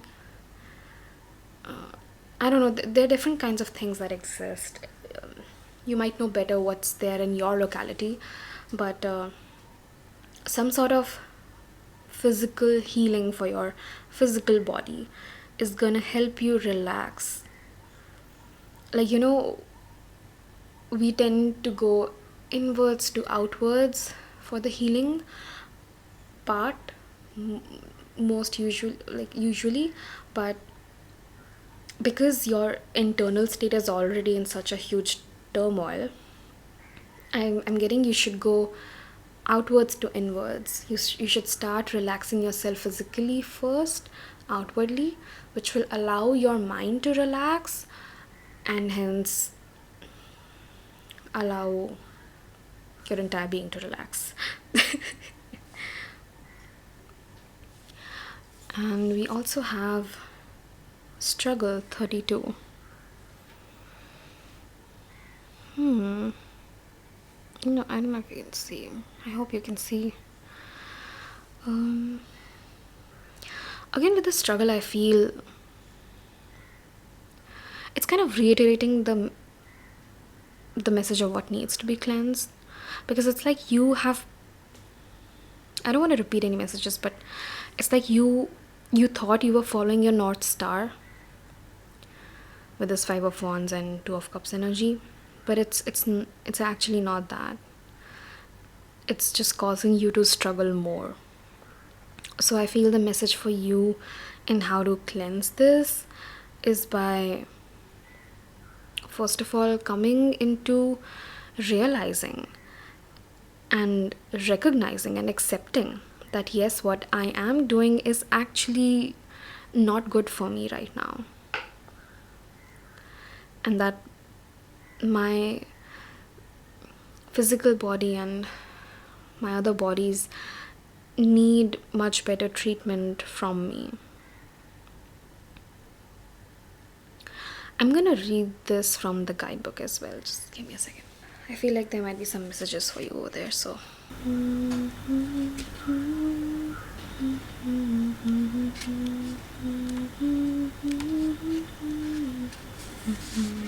So the song that I was humming is called Ashai. It's a Hindi song, but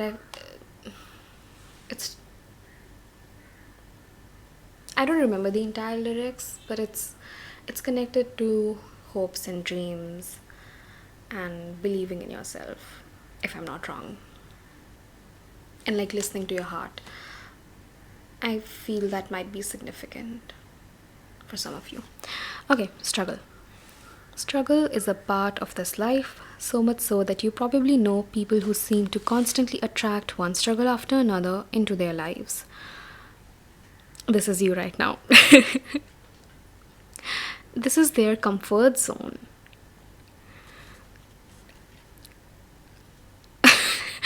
I'm sorry, I'm just gasping for breath because the entire energy with the brawler was literally that.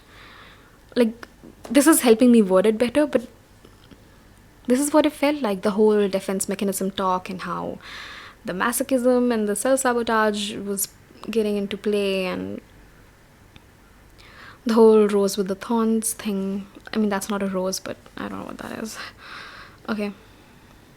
This is their comfort zone. While struggle is natural, it is natural only so far as it lends itself to learning lessons and overcoming inner personal challenges.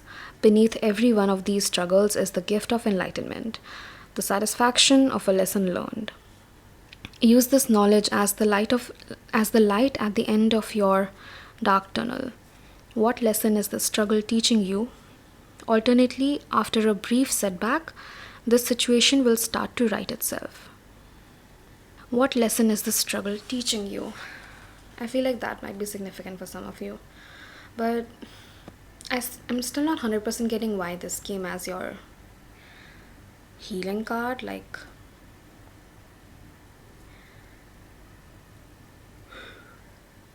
how to cleanse this. I mean, yeah, for some of you, it's that first part of the message that you need to first of all come into acknowledging that you are struggling, that it's not good for you, whatever it is that you're doing. That acknowledgement is the first step. Maybe that's it. That's what the card is trying to say. Okay, 3 plus 2 is 5, so this can definitely be one of your shadow working phases of life, because 5 is related with transformations, endings, and new beginnings. So that could be it as well. Let's look at how can you... what was the question? I forgot.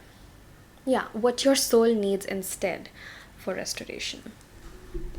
Forgot my own reading breakdown. What your soul needs instead for restoration. We have spent time with animals. Wow. Although if that, if you already have an animal, obviously you would feel sad to do this. We'll come to that. And we have Archangel Jophiel. Time to create. I'm hearing Jolly Good Fellow with Jophiel for some reason. You might want to look that up. There's a song with Jolly Good Fellow, but I don't remember it. I was, I think, a baby when I heard it. A long time ago. Okay.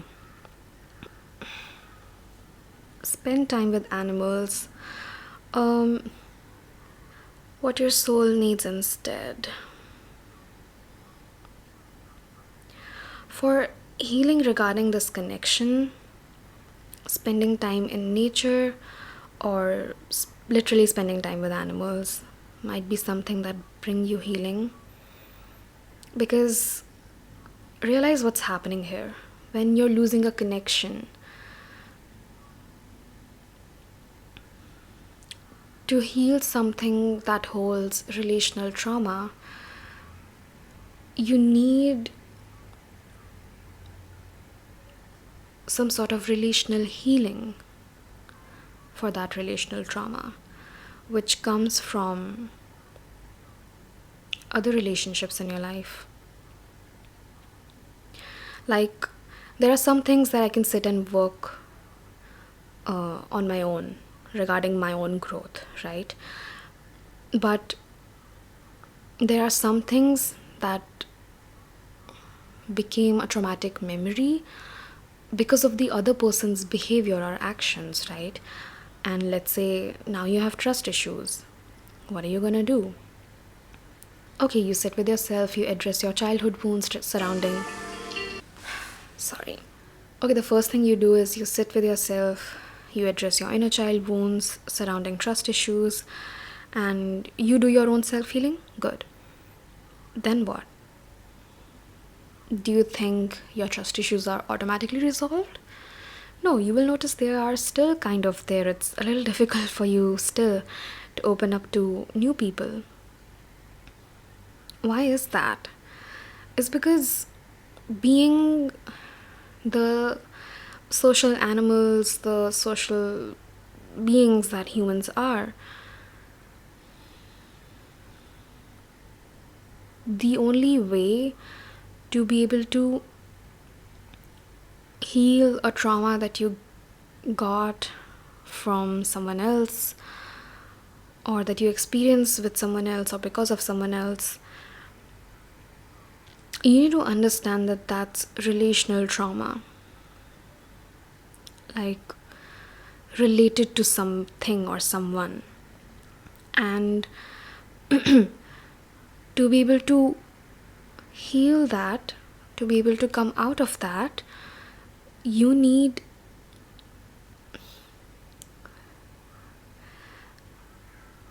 that same, not that same, you need that relational healing. How like, you need to surround yourself with people again to heal, but like good people, to heal from the people who hurt you in the past. So only if, let's say for example, if my ex-best friend hurt me and now I'm dealing with trust issues, the new friend that I have in my life, by their way of showing how they care for me, and me also realizing and acknowledging that this is what a friend is actually supposed to look like. They care for me and they're attentive and they don't gaslight me or whatever it is in your case, but that they're present there fully, and realizing that these are the things that I always wanted,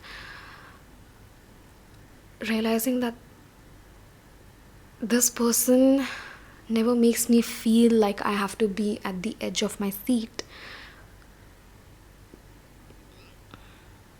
that their behavior is not unpredictable or neglectful.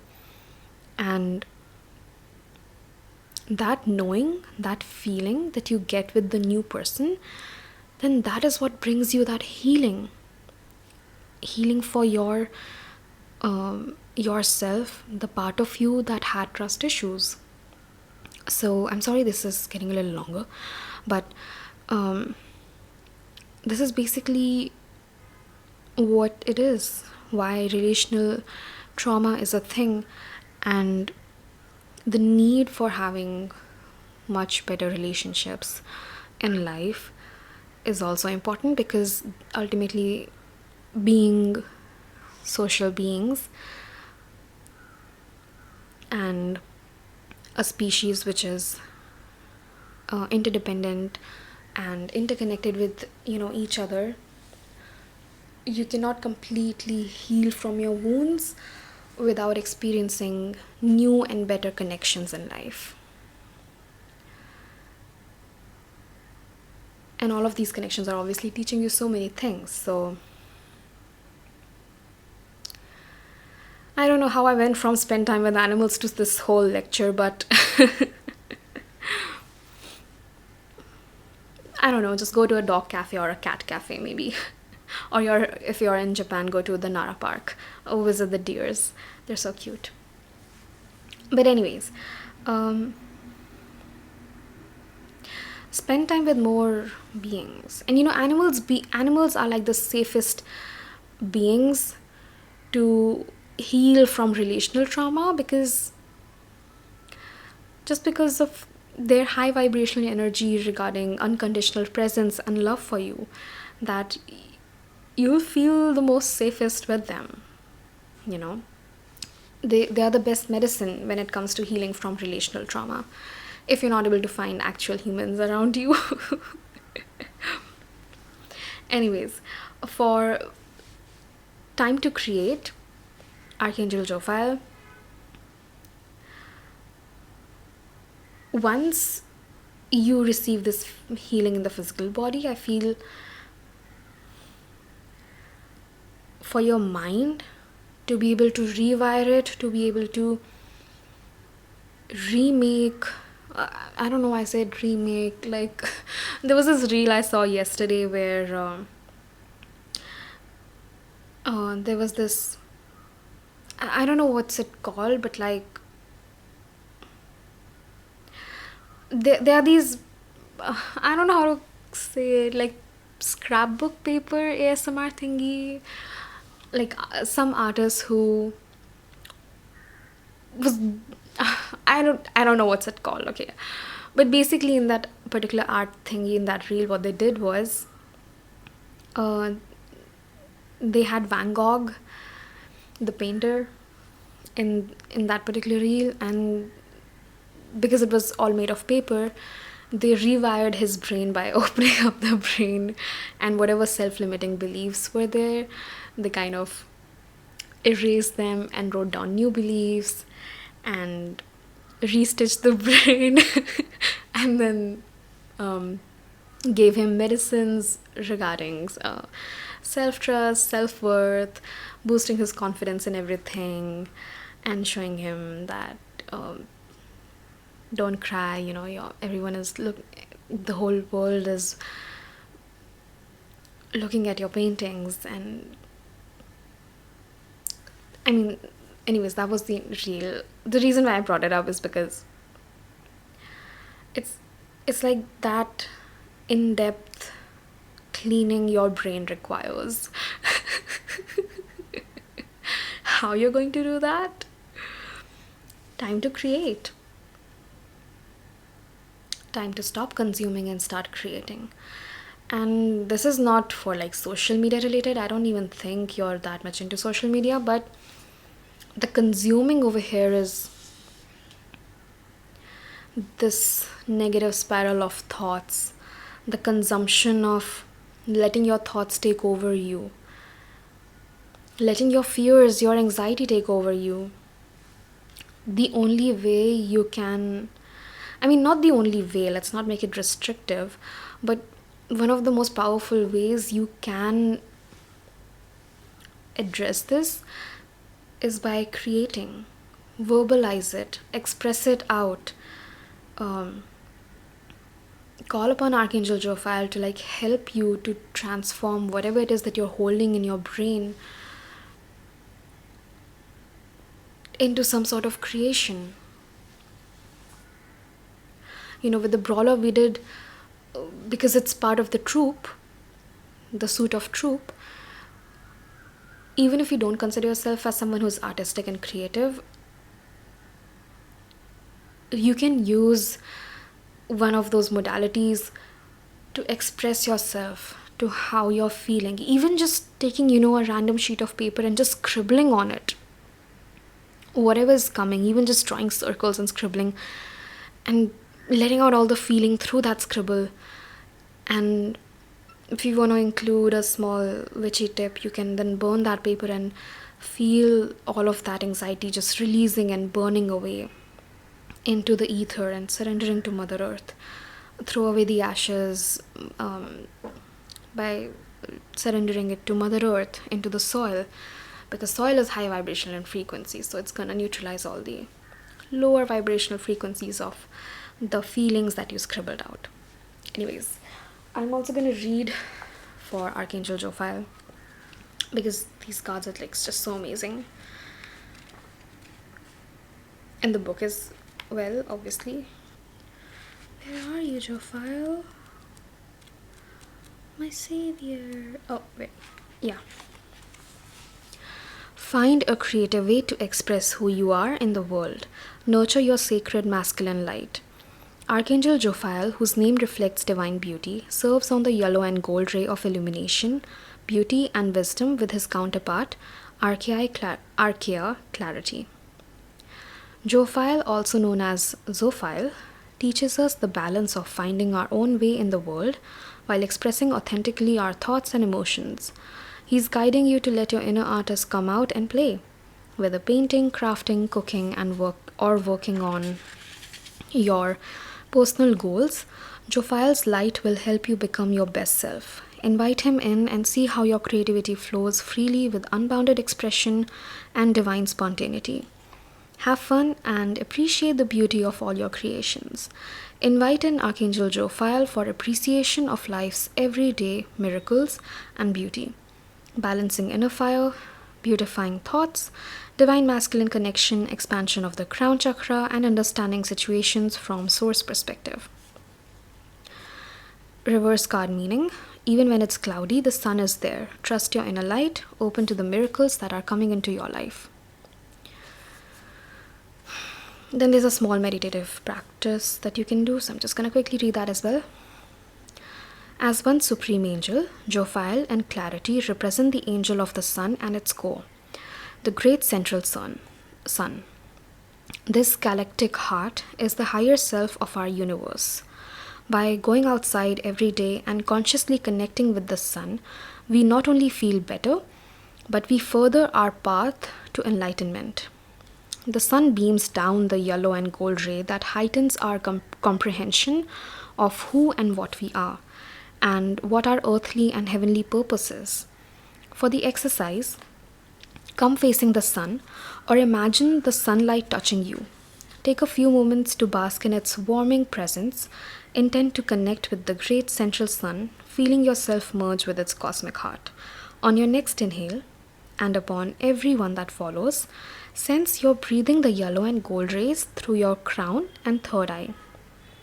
Crown is basically the crown of your head, the top of your head, or some even say like 3 inches above your head, whatever you believe in. And third eye is the point in between your eyebrows on your forehead,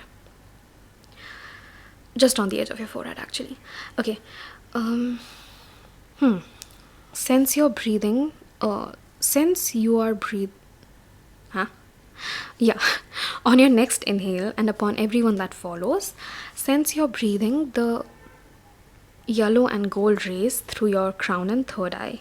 Sense the sunshine rays moving through, filling the interior of your body. Upon every exhale, envision the light beaming in all directions as everything around you becomes illuminated and blessed. Appreciate that each day brings opportunities to forge your own path. Give thanks for this, and thanks to the sun, the rays, the angels, and you, knowing yourself as a truly beautiful soul inside and out. Close with reciting the following blessing. The blessing is, with arms wide open, say aloud 3 times with conviction. Allowing my inner artist to play colors, life beyond imagination. I'm just going to say that again. Allowing my inner artist to play colors. Allowing my inner artist to play colors, life beyond imagination. Okay. You can use that small meditative practice for yourself. And lastly, we have this for any extra advice or message from your guides or all source consciousness. Choose a new direction. I think I don't even need to say anything more for this, because you already know what self-sabotaging path you are on. I'm sorry for being so straightforward. I don't sugarcoat stuff, but you already know the path you are headed in right now is detrimental, and your guides are as straightforward as I'm being right now. Choose a new direction. That's it. You need to start taking care of yourself. You need to realize that the one that you're looking at as the moon just might be a black hole, not a moon. And you need to start seeing in the mirror that, honey, you are the moon.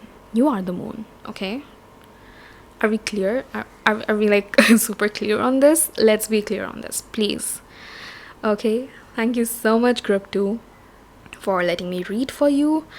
Thank you so much for being here. And yeah, let me know in the comments below if the reading resonated. If you would like to share your story, how it resonated, I would love to hear, seriously. And yeah, consider giving me a like and subscribing to my channel for more vulnerable readings. Yeah, I'll see you later. Take care, Group 2. Ta-ta.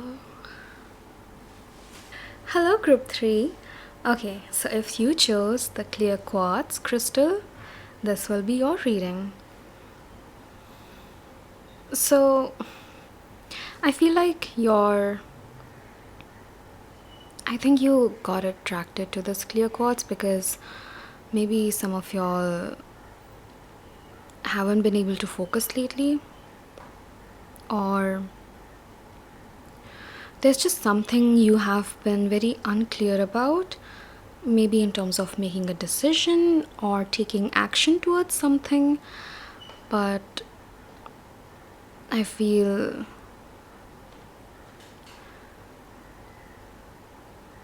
it looks like your mind is kind of foggy. Okay, so we're starting with your energy check. And we have the assassin, ruthlessness, ruthlessness and conviction. The assassin, ruthlessness and conviction. I'm seeing ocean waves coming in. It looks like some sort of struggle entering your life, or maybe something has some sort of struggle or obstacle has recently entered your life or is about to enter your life, and you seem to be aware about it. And some of y'all could be really intuitive. With the eye, I feel maybe you are psychics too, or like you have a really awakened third eye. Actually, some of you could be shamans too, like you actually do interact with beings of different dimensions, different beings who belong to the other side. I don't like using the word the other side, that feels blah. We'll just stick to different dimensions.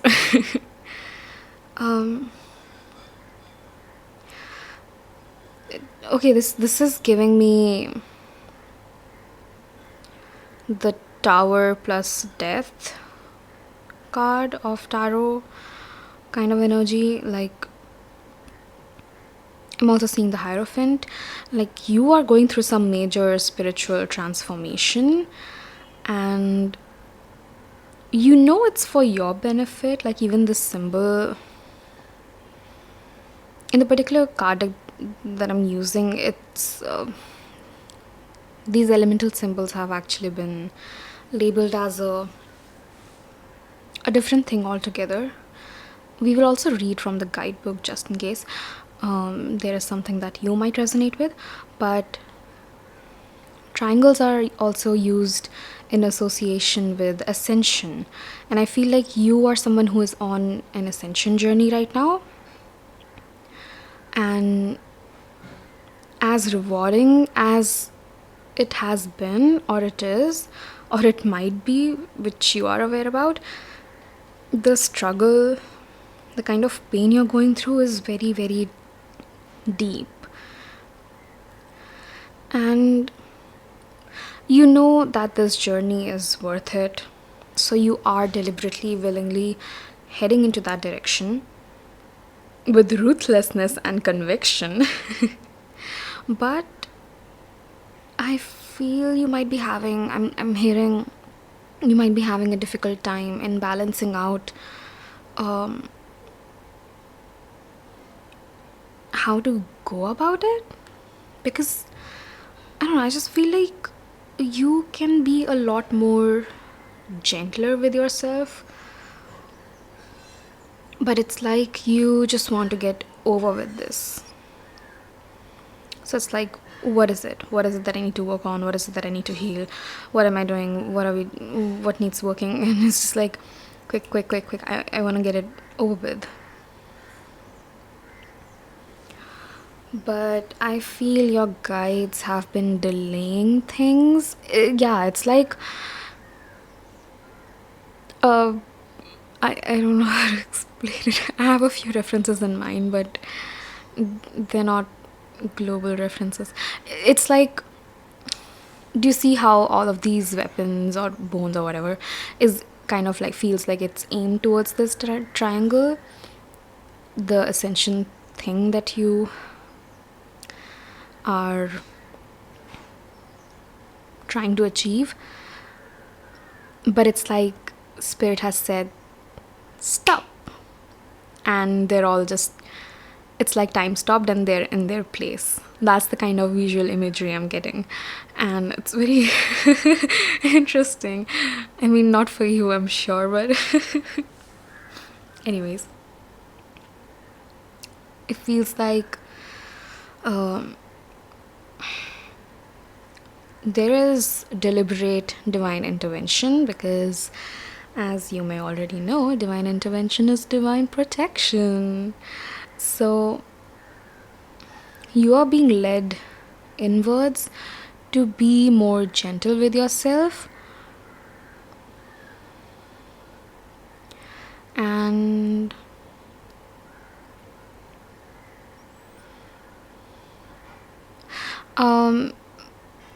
if you've seen Avatar the Airbender, I don't know, I feel like your journey, go watch that show. You might find something.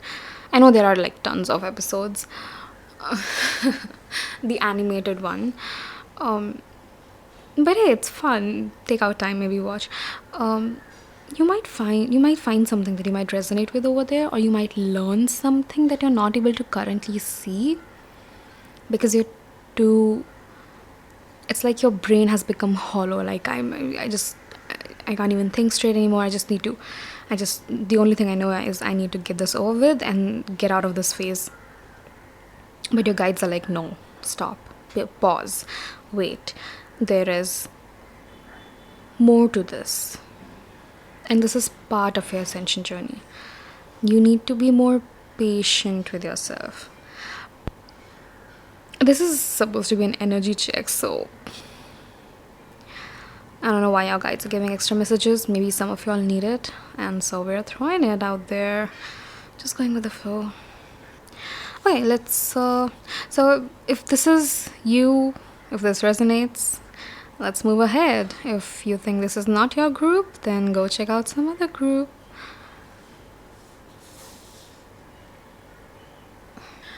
Okay, so we're going to look at your tarot first.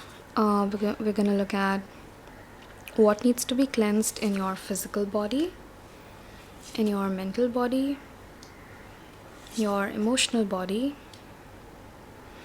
and your spiritual body, for which we got 2 cards. Okay, we have 3 of Swords, 9 of Pentacles, Page of Swords, 9 of Wands, and 7 of Swords. Now, a little disclaimer. So, all of these different bodies, because they are interconnected, the messages in this reading is also going to be interconnected with each other. But we're going to look at like individual elements and then see like, and like the messages will be kind of like something correlates with something, like that.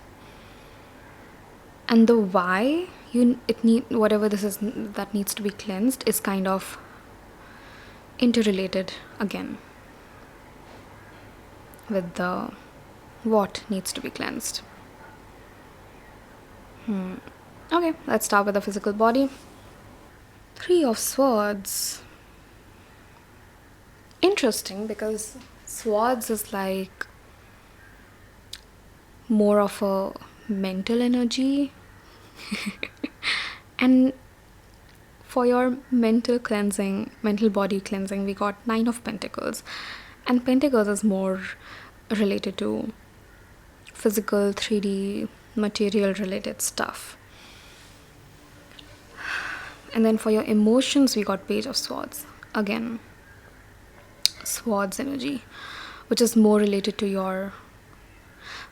For this emotional thing, I'm hearing it's related to intellect. We'll come to this later. Okay. This kind of feels like. Okay, trigger warning. Guys, some of you might be experiencing some sort of self-harm, or maybe you are going through some sort of physical abuse, maybe in a connection with someone,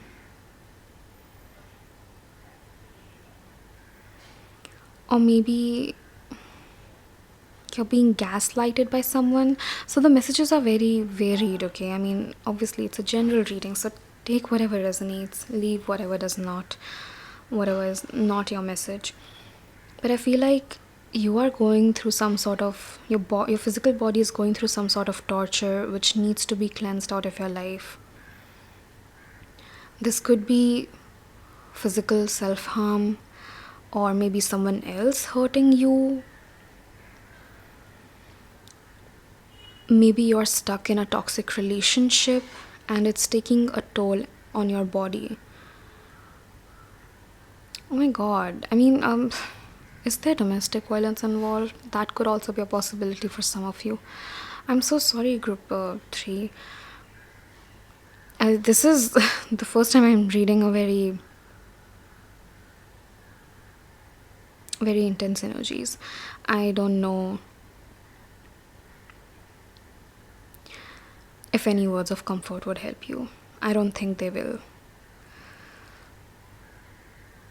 It's just I feel with your Nine of Wands and Seven of Swords, you are wanting to escape this situation, and this kind of goes well with the Assassin. Wow, the Assassin. You might want to kill this person if it's someone else hurting you. I would kill them for you. Anyways, your soul is already ignited and like ready to take you out of this situation. That's what this Seven of Swords energy is. Running away from. Like, I see you have established proper boundaries. You know, your higher self has been directing you. Has been trying to show you the path. But it's like there's still a need for solidification of more boundaries, and it's I can totally understand the part where this is so tough for you to do. I can feel it, but I can't really express it in words. Let's get back here.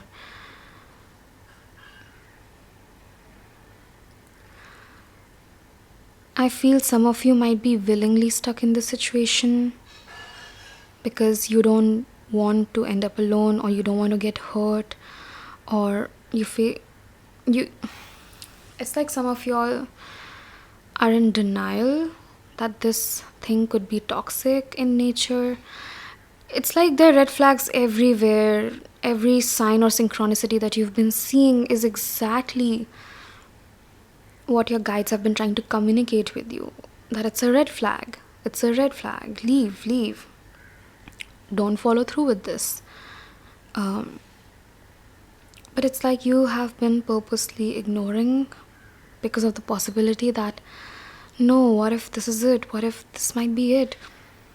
While ignoring that you might be getting gaslighted by this person.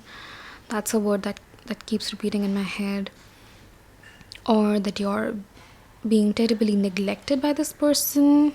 Or that this person has like manipulative energy, whoever is it that's involved. If it's not a person, then whatever situation that you're stuck in. And the lesson here is literally to believe in your intuition. You know what's happening, but you are unseeing things, and it's like universe is kind of forcing you to open your eyes and see that this is not it. You need to get rid of this. You need to get out of this. Because let's get back to the physical part of it, the physical body. This is hurting you. Let's say that even if some of you are not physically getting hurt by someone or some situation, or that you're not hurting yourself,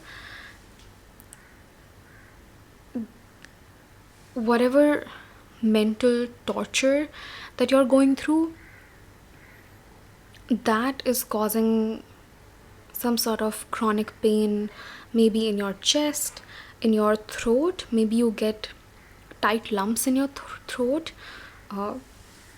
from time to time, or whenever you cry or something, and your throat just pains so badly, and you just can't understand why. Well, this is the why. Same goes for your chest. I'm also seeing shoulders connected to your spine, like the upper back. Some of you might also be susceptible to migraines, frequent, very bad migraines. And again, it's connected to this thing. This needs to be cleansed. With oh my god, okay. This makes sense now. 9 of Pentacles. Because this is what your mind, the thoughts that you are clinging to, this heart that you're trying to keep stitching. This is this 9 of Pentacles. It's a little bit of delusional energy. Like you're deluding yourself into believing that this is a 9 of Pentacles energy. It's a good energy. It's a good feeling. I know there is a green light at the end of this dark, dark tunnel. And that this is all I ever wanted. But no, it's not. You see this bird? In this particular 9 of Pentacles, for you, I don't feel this bird is coming and willingly sitting there. This bird is your spirit guides trying to snatch this away, and henceforth, and thereby, like, by doing that, bring you into your present condition, or your present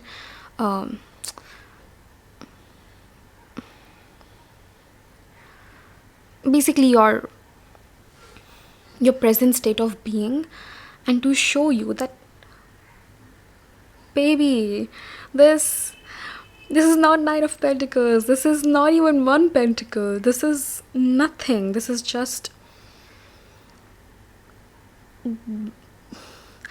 real toxic, bad energy. Some of you could even be maybe trying out what dark magic, or I'm forgetting the word, but basically witchcraft in its dark form, basically how witchcraft in its dark form looks like. Maybe some of you might be meddling with that stuff, and your guides are like, stop. It's like there's something that you really want to manifest, and it's like, my manifestation is not working, so maybe I'll give in to the Satan. That was a little too direct. That's a very specific message for only some of you, okay? Because I don't think that's for the entire group in general. But that is not going to help you. It's only stealing from you. This energy is manipulative. It is toxic in nature. It's gaslighting, and you need to get out of this. If this gets a hold of you, you you need to cleanse this. You need to, for those who are tapping with the dark forces, please, whatever space you're living in, first of all, get out of there. Physically get out of there, have a change of scenery, go into nature, ask nature elements to help you, to cleanse you completely from head to toe, all of your bodies, your energetic, mental, emotional, spiritual, all of your bodies. You need to cleanse this energy out. This is horrendous. This is horrifying. And it's gonna turn even uglier if you don't stop these delusions. The messages are coming like very, very strongly. Anyways, for those of you who do not resonate with the witchcraft part, anyways, coming back to the more general aspect of the reading, we still have that delusional energy. Like, you think that this is a good thing, not a good thing. You see the red flags, you are aware and conscious of it, but you're choosing not to look at them actively, consciously. You keep your eyes closed. Both of them have their eyes closed. And Spirit is coming in, trying to take this pentacle away from you and to show you that this is not the Nine of Pentacles you think it is. You need to surrender. You need to let go and release whatever this is. If you think you have a strategic plan that maybe you can, I got tortured by this situation or person or whatever for such a long time, or maybe it's not been a long time, but yeah, the strategic plan thingy. Yeah, it's like, I've already dealt with so much, might as well try to squeeze out whatever looks like resources to you, or whatever looks like that this is, I can use this to my benefit and squeeze out whatever this is. With Pentacles, maybe it could literally be finances or something, but I don't know, to each their own. You will know what this is. But your guides are like, that's not happening. This is not good energy. You need to release this. And it's more of your mind thingy, like, if you're able to release this and rewire your brain, everything else that's there, it's gonna resolve. Like, think about it. Usually it's the emotional body healing that's required before anything else. But for you, I feel your guides are like, start with your thoughts. You need to change and shift your thoughts. Whatever you're thinking you can do, or whatever you think you can achieve from the situation, it's not happening. Stop deluding yourself. This is toxic. You're not getting anything from here. You are the one who is being used. With the Page of Swords, let's talk about your emotional body.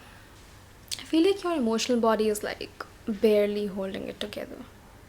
But I also feel you're being guided by your higher self. So it's like, somehow it's still bearable. Somehow you're still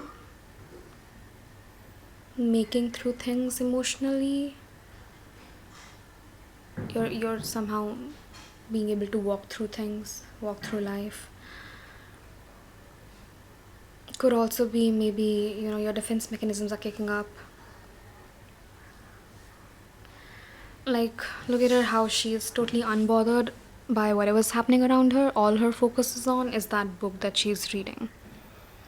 She doesn't care that the wind is, blowing so fast that she might fall. She doesn't care she's walking over on a thin sword, and there's a some sort of, I don't know, cliff, I don't know, like she can fall, but she's unbothered, and she's holding on to some thoughts and ideas, and they're like birds kind of dancing around her, and there's so many things that she can be distracted from and fall easily, but she is completely focused on that book. Now that book could be your delusions that are keeping you going because you think this is the end all be all, but your guides are like, no, it's not, drop them. I feel like you need to sleep on this. Your guides might be trying to send you messages through your dreams. um, I'm hearing galactic councils. Maybe you are a starseed. If you resonate with that, um, then you might be having council meetings with your specific star collective. Some of you could be dancers. Maybe this is something related to that. That you think that this is the only opportunity you will get to make it big, but your guides are like, not happening. This is not the way. I'm trying to figure out what needs to be cleansed emotionally. Oh, this is exactly what needs to be cleansed. You focusing only on one aspect of you and ignoring the other aspects of you. You might have been drawn to group number 1 or 2. I forgot which group it was, but there was a huge message around fragmentation and different aspects of consciousness and how the others are being ignored. I think it was group 1. I forgot, I'm sorry. But this is something similar to that you are so focused on only this one aspect of you that's dreaming of the 9 of Pentacles, that other aspects of you are being terribly ignored. And this is where your emotional body is calling for help, that you need to cleanse this shadow aspect. You need to cleanse this neglecting behavior towards other aspects of you. With the 9 of Wands and 7 of Swords, we kind of covered it, like what your spiritual body is trying to do. Some of you might try to have a spiritual getaway through meditation. Maybe some of y'all into reality shifting, and you like to escape your reality through reality shifting.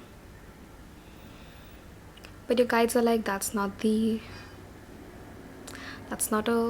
very temporary solution. Yeah, you need to find something that's more solid and grounded. You need to be more upfront. So maybe you have like your guide said before, that maybe you have established some boundaries, but some are yet to be instilled, and you're not you are in the 9 of Wands energy, but with the boundaries that are yet to be for which there's yet to be a need for establishment. I feel you need to be more upfront and direct and straightforward and hold your ground. But that is something that you're not doing right now. So this looks like fight or flight energy. If you've studied psychology, you might know about this, the fight or flight behavior. When you're faced with a difficult situation, your body and mental body goes into this fight or flight mode, that either you respond in a defensive way, you fight it, or the other defense is that you run away. There's a third one too, freeze. You don't do anything, you're frozen like a rabbit. But for you in this case, I feel this feels frozen energy actually, not fight. Because she doesn't look like she's about to fight. She looks like she knows she couldn't establish proper healthy boundaries, so the fence is loose and she can only pretend to be intimidating, but we can see that her boundaries are not completely established, so that intimidation does not really work. So this is freeze or flight energy, more like, let me correct that, freeze or flight. And maybe this is something that you need to cleanse out of your spiritual body. What you actually need is, I'm hearing Aries energy, the actual fire inside of you. Some of y'all could be fire signs, but because of other sign placements or however your birth chart looks like, there could be some influence which might be contradicting or hindering your fire energy. You might want to check it out. If you don't know how to do that, just Google birth chart calculator, and there's a nice website called Cafe Astrology or Astro Cafe or something, and they give you the whole birth chart thing. Although their interpretations are very general, so you can just copy paste your placements into Google Gemini or ChatGPT and ask for like better interpretations. But coming back here, I feel it's not very specific what specifically needs to be cleansed in your spiritual body. It's more about establishing more proper boundaries, and instead of running away or just freezing up, igniting your fire and fighting it, standing up for yourself, voicing out yourself. That's what I'm feeling. Okay, anyways, let's move on to the next question, which is, how can you cleanse these nasties? For which we have Isle of Avalon, healing, returning to wholeness and transformation. This feels so nice and relaxing for you. Finally having a peace of mind. That's the energy with this Isle of Avalon. I'm hearing going inwards, caving in, hibernation mode, or maybe isolating yourself for some time. If you have already been isolating, then I don't think it's that. Then I feel it's the opposite, getting out of the isolation. And I don't know, I feel like, again, with the whole nature around her, I feel like you need to get out in nature. Mother Earth is gonna help you heal. Gaia's energy is gonna help you raise your vibrational frequency. And the other card we have is masculine energy in reverse. This is 16. Well, so irrespective of whether you are a male or female watching this, we're talking energy here, okay? Not genders. So masculine energy in reverse, irrespective of whether you are a male or a female, is basically asking you to acknowledge, accept, and embrace your feminine energy. Feminine energy is allowing. It's like water. You put a stone in water, it completely envelops the stone, right? It's flexible, it's adaptable. You put it in any container, it takes that shape or form. And water is also very healing in nature. It can be easily charged with high vibrational energies. Maybe that's one way you can cleanse your delusional state of mind. I'm sorry I keep using the word delusional. That word is like stuck with that card for your reading. I'm sorry. But I feel maybe start surrounding yourself with more pink colors or like different shades of pink. Even rose quartz, they will help you to get into this beautiful divine feminine energy. If you already work with crystals, then praying to your crystals, asking them to like help you to step into your divine feminine, to help you release this. So not masculine energy in being reversed here makes me feel like this is the kind of masculine energy we're talking about is the one which is like the shadowy aspects of the ego aspects of masculine energy, which needs to be cleansed. And the way to do that is by embodying the feminine energy. This means talking to yourself, giving yourself the emotional space, the emotional compassion, listening to yourself or being there for yourself with utmost kindness. And I don't think I'm the best at explaining divine feminine because I myself am someone who is working on that. But a really good video reference on what the divine feminine is and how to embody her would be Teal Swan's video on divine feminine. If you already know her, awesome. You know how great she is. If you don't know her, do check out the video that I mentioned. That would really be helpful for you. Interesting. I said I was gonna read for this card from the guidebook, but I forgot. And I was just about to get guidebook for this one. So I'm gonna get for both. Let's get for this first and then that. Okay. The sun, powerful, a life force without which nothing on this earth could survive.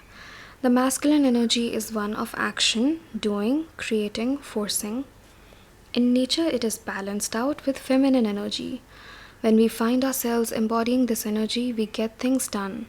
We are thinking, logical beings.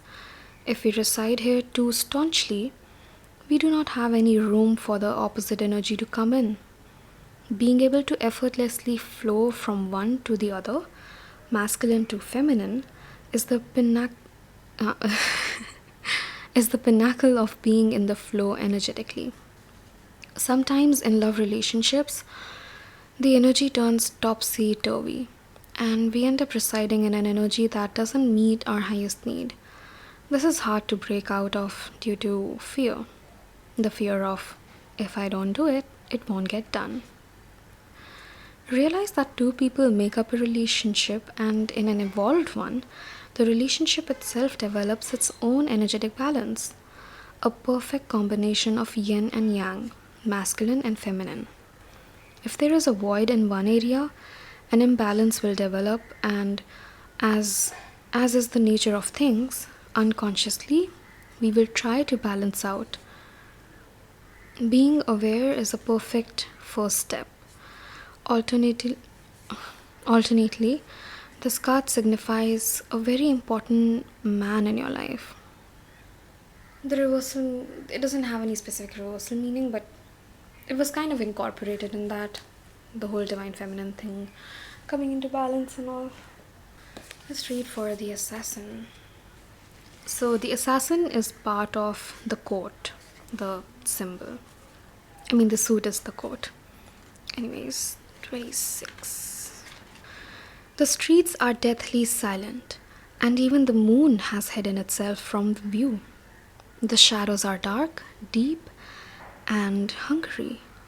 And from behind you, the whisper of steel, the press of a blade to your neck. The assassin has accepted that there are some things that simply must be done, no matter their personal feelings. In order to do what is required of them, they have had to harden their heart. But they now understand that this hardness does not affect their worth as a person. It's time for you to learn the same lesson. You are facing a difficult decision. Mm-hmm. And it feels like there's no right answer. But your instinct is telling you what you must do, even if you don't want to do it. So instead of dragging your feet, get it over with quickly. Now, but for you, it's the opposite, okay? Your guides are telling you to, be gentle, be gentle. Don't get it over with quickly. Because that's not gonna happen. There's relief to be found on the other side of the fallout. And we were just talking about the feeling of relief. Let's read this as well, Isle of Avalon. I have not studied the story about Avalon, so we might get more messages over there. Although it didn't come in reverse, I'm just gonna read it anyways, in case you might resonate. The assassin knows that relief comes after completing an unpleasant task quickly. Perhaps you've taken things too far and cut too many ties, leaving you alone and unsupported. It's time to reassess your coping methods and start rebuilding bridges, not burning them. Okay. Next, the Isle of Avalon. Okay. So, healing, returning to wholeness, transformation. Legend says that Avalon was the island where Britain's mythical king Arthur was taken after being fatally wounded in his final battle. First mentioned in Geoffrey of Monmouth's fictional The History of the Kings of Britain, 1136. Avalon is said to have been ruled by the powerful enchantress Morgan Le Fay and her 8 sisters, thought by many to be high priestesses. Interesting. Who were widely renowned for their tremendous healing abilities. Reminds me of the high priestesses of Lemuria. Maybe you connect with that? I don't know. Some believe that the Isle of Avalon, which is also known as the Isle of Apples and the Isle of the Dead, is a mythical place of healing that exists beyond the veil. Others say that it exists in the physical. Avalon and its healing spring waters have been identified as Glastonbury in Somerset. I don't know if I pronounced that right. Southwest England, and even today, pilgrims travel to the town. Even today, pilgrims travel to the town. It's believed that this sacred place of healing was once surrounded by water and could only be reached by boat. This is a card of great healing and an invitation to see that your healing is an opportunity for great transformation, that perhaps the parts of you that feel as if they're dying are actually being born anew. Maybe this healing journey is taking you somewhere truly glorious, somewhere sacred deep within. Healing waters activation, it's like a affirmation thingy. I surrender to my healing. I activate the sacred intelligence within the waters of my body. I call in all the support that's most helpful. I believe in my ability to transform and heal. If you want, you can take a screenshot. I don't know if it's visible. But we tried, okay? We tried. The how to cleanse part is still kind of vague. I'm gonna be very straightforward. There's nothing specific in terms of variety of things you can do to cleanse the nasties, but the specificity, I don't even know if that's a word, but the specifics that we did get is spending time with nature, taking Mother Earth's, Mother Gaia's help to help you cleanse this state of mind, get rid of this toxicity. And I'm talking about this, not this. But this too for some of you, okay? And embodying divine feminine energies and working with divine feminine energies, start working with archeais. They're basically, we're gonna come to that. They're basically female archangels. Oh, sorry. They are the female, not female. They are the divine counterparts of archangels, basically. We're not talking genders. Forgive me for using the word female, that was totally wrong. They're basically the divine counterparts of archangels. And archeais, they are the embodiment of divine feminine, if archangels are the divine embodiment of divine masculine, right? But obviously within every being there's both divine masculine and feminine, so don't come fight me over that. But the archeais, you can specifically call them in to help you recognize the divine feminine inside of you. And again, irrespective of whatever gender you are, male, female, binary, non-binary, I don't know, whatever you resonate with, the archeais will help you get in touch with your divine feminine. And speaking of them, this is that particular oracle deck that I use, which has archeais, although I don't know what card you got, I don't know, because it also has archangels. But let's look at the next thing that we're going to look at, which is what your soul needs instead for restoration. I keep forgetting what question I have written down. So I have to go back to my diary again. We have abundance 42, step into overflow. Wow.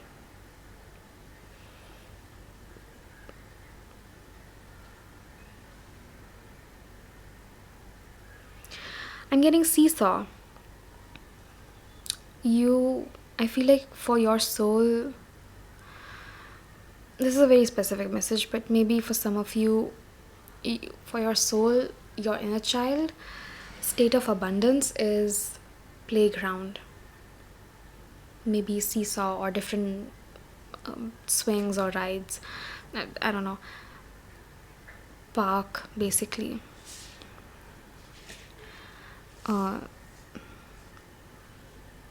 Whatever's there in a playground, in a kid's playground, that's like your happy place, maybe, or it used to be when you were a kid, and this is where you are being called to, I feel.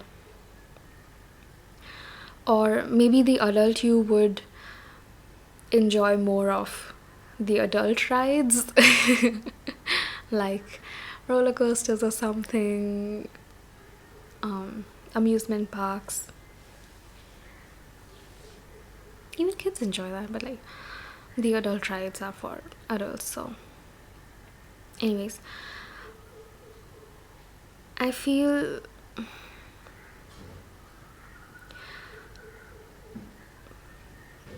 your soul needs this instead. And I mean, that's what what am I saying? For the question that what your soul needs instead for restoration is this energy of entertaining your inner child, doing things that your inner child loved doing as a kid.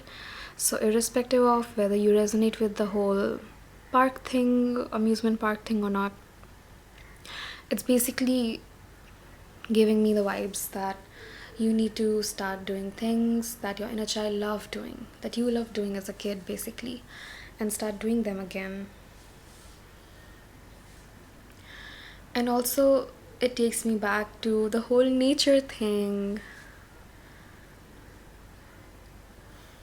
Surrounding yourself with nature. And you know, like how with this 3 of Swords, your guides keep giving you signs and synchronicities that this is the red flag, this is the red flag. I feel like once you step into this abundant state, step into the overflow of abundance,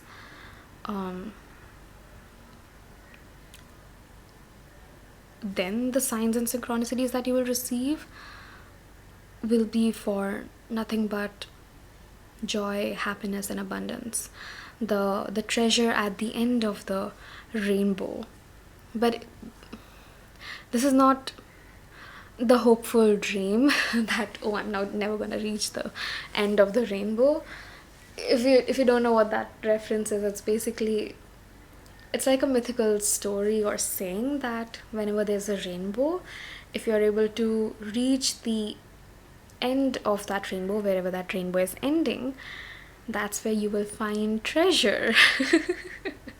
That's what I heard. Like, that's the version that I have heard, that I heard as a kid.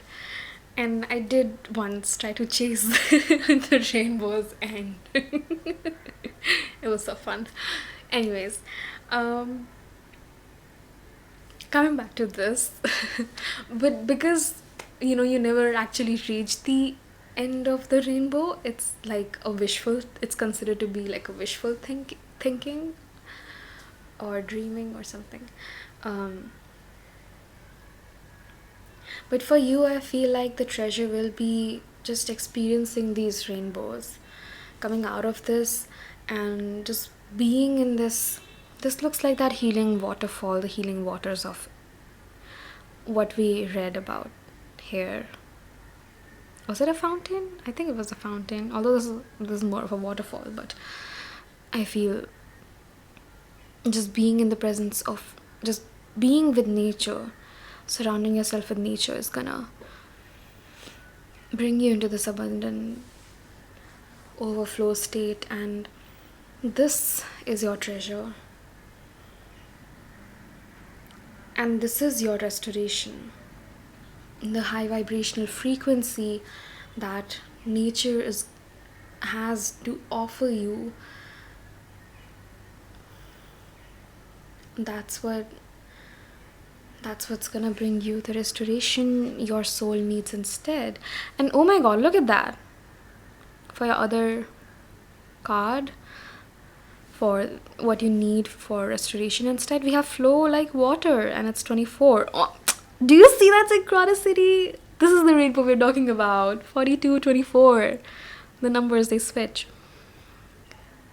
And they are both 6. So 6 or 66 could be your confirmation maybe for when you finally step into this abundance state. But I don't even think I need to explain this. Flow like water. Are you kidding me?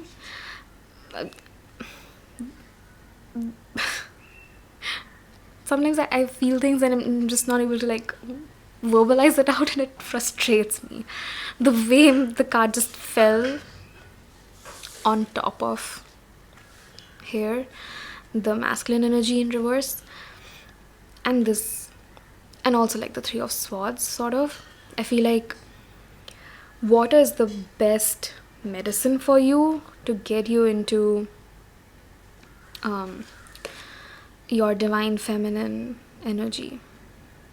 And I don't know, I just feel like this is what you need, man. Maybe you need a good dive. Maybe you need to go swim. Maybe you loved swimming as a kid. Maybe that's what you need to do. Look at the colors. I mean, obviously there's like water, but like they're so similar. It's so... Look at the colors beneath with the tarot and everything that needs to be cleansed, and then look at the top. The healing and the restoration you need instead. This is so amazing. I love this energy.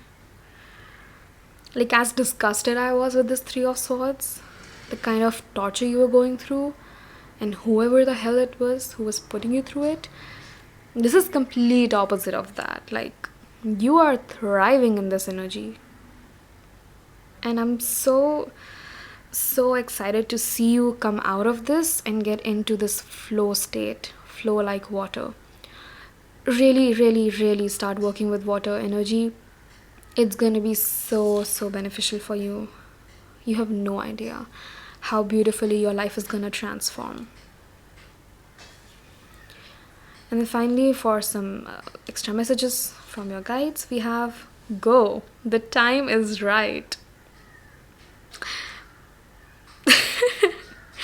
I don't think I need to say anything. We can just read the ending. We can just end the reading here. Go. The time is right. Get going. If you're waiting for the next full moon or new moon, no. Forget that. Your moon is here. You are your moon. Get the hell moving. Time is money. Time is money for you right now. It's not gonna wait. And this is not to stress you out, but this is to encourage you to acknowledge and know that you need to respect time. You need to respect your time.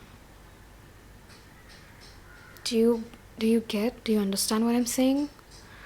You need to respect your time. Your time, your energy. Okay, so before I end the reading, I forgot to read for this card from the guidebook. This is the Female Archangel's Oracle, by the way. Okay, so the angel messages: believe in the abundance that's flowing your way. Open your arms, mind, heart to receive. Prosperity is everywhere. It's the ability to find, organize, and use the resources we need to fulfill our highest destiny.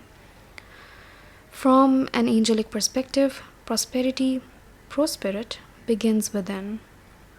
If we can summon feeling abundant by appreciating our existing blessings, we're on our way to receiving the money, flow, and opportunities we rightly deserve. The following angel power combo can assist you to align with your innate prosperity. Archaea Patience to uproot limiting financial beliefs and poverty consciousness. Archaea Charity to awaken, activate, and align your vibration to abundance. Archaea Strength to raise your sense of deserving. This heavenly trio supports you to love money from the inside out as you step into divine overflow. Let yourself unconditionally accept and give abundance as easily as your breath. Other card meanings: cultivate and share your passions. Offer your help. Open to magic and miracles. Practice gratitude. Recognize the power of your thoughts. Surrender victimhood. Take responsibility for your life. Reverse card meaning: hold your head and wings back. Exude abundance no matter who you're with and where you are. As you give to life, so too will life give back to you. And this is like a small practice that you can do. The angels share this powerful visualization best enjoyed daily for 11 consecutive days to raise your receptivity to prosperity. Look at the card's imagery, for you will be traveling into this vortex of abundance. I'm going to keep this so you can see while I read. Closing your eyes, bring your focus to your heart. Imagine there's a door at the front and back of your heart. Intend the doors to be open now, so it's easy to give and receive from life. Ask your guardian angels to fully open the doors if you sense any resistance. Breathing deeply, visualize a waterfall of golden rainbow light. Step into the divine waters as they cleanse you within and without, activating your DNA to light codes of abundance. Become one with the flow of water. Imagine a meter showing your abundance level, where 0 indicates lack and 10 indicates being in overflow. Bring the indicator up to 10, feeling an energetic shift take place within you. Smile. Let your whole being smile as you radiate unlimited abundance. Breathe in prosperity and breathe out prosperity, feeling expansive and excited for the money, choices, and opportunities that are flowing into your life. Thank your angels and close by reciting the following blessing. With arms wide open, Say aloud 3 times with conviction. Within my world, there's an overflow of love and abundance for everyone to enjoy. That was very peaceful. Whew. This has been such an interesting reading. Thank you so much, Group 3. I am so grateful and I feel so blessed that I got to do this reading for you. And let me know in the comments if any or all of it resonated. Share your story with me if you're comfortable, that is. I would really like to get to know you. Yeah? And do consider giving me a like if you enjoyed the reading so far. I mean, what's there to enjoy? You are in a very troublesome situation, but and yeah, subscribe to my channel for more vulnerable readings. And yeah, I'll see you later. Bye. Love you. Hello, Group 4. Okay, final group for the day. So if you chose Group 4, you chose this beautiful grey agate. I don't know why I keep forgetting this one's name, but it's very, very beautiful. Anyways, if you chose this grey agate, this is your group. And let's get into your energy check. I feel like some of y'all might be working with dragons. If that feels confusing, I'm sorry. Maybe you love dragons, or you have dragon tattoos, or you have dragon toys. I don't know. Or maybe your favorite character in some cartoon or anime could be dragon. Or real life. Not real life, but like Game of Thrones, action series. Never mind, you get my point. Someone who likes dragons. If not dragons, then something scaly. Could be maybe chameleons, lizards. Very weird and specific message. Not that it's weird because... I said weird because... because the reading topic is very different, and for your energy check, something very random is coming. So, anyways, that might be for some of you, maybe not for all. It's a general reading. Take it how it resonates. You're someone who's very organized, or at least you would like to be. But I feel maybe in your mind, you're a very highly organized person.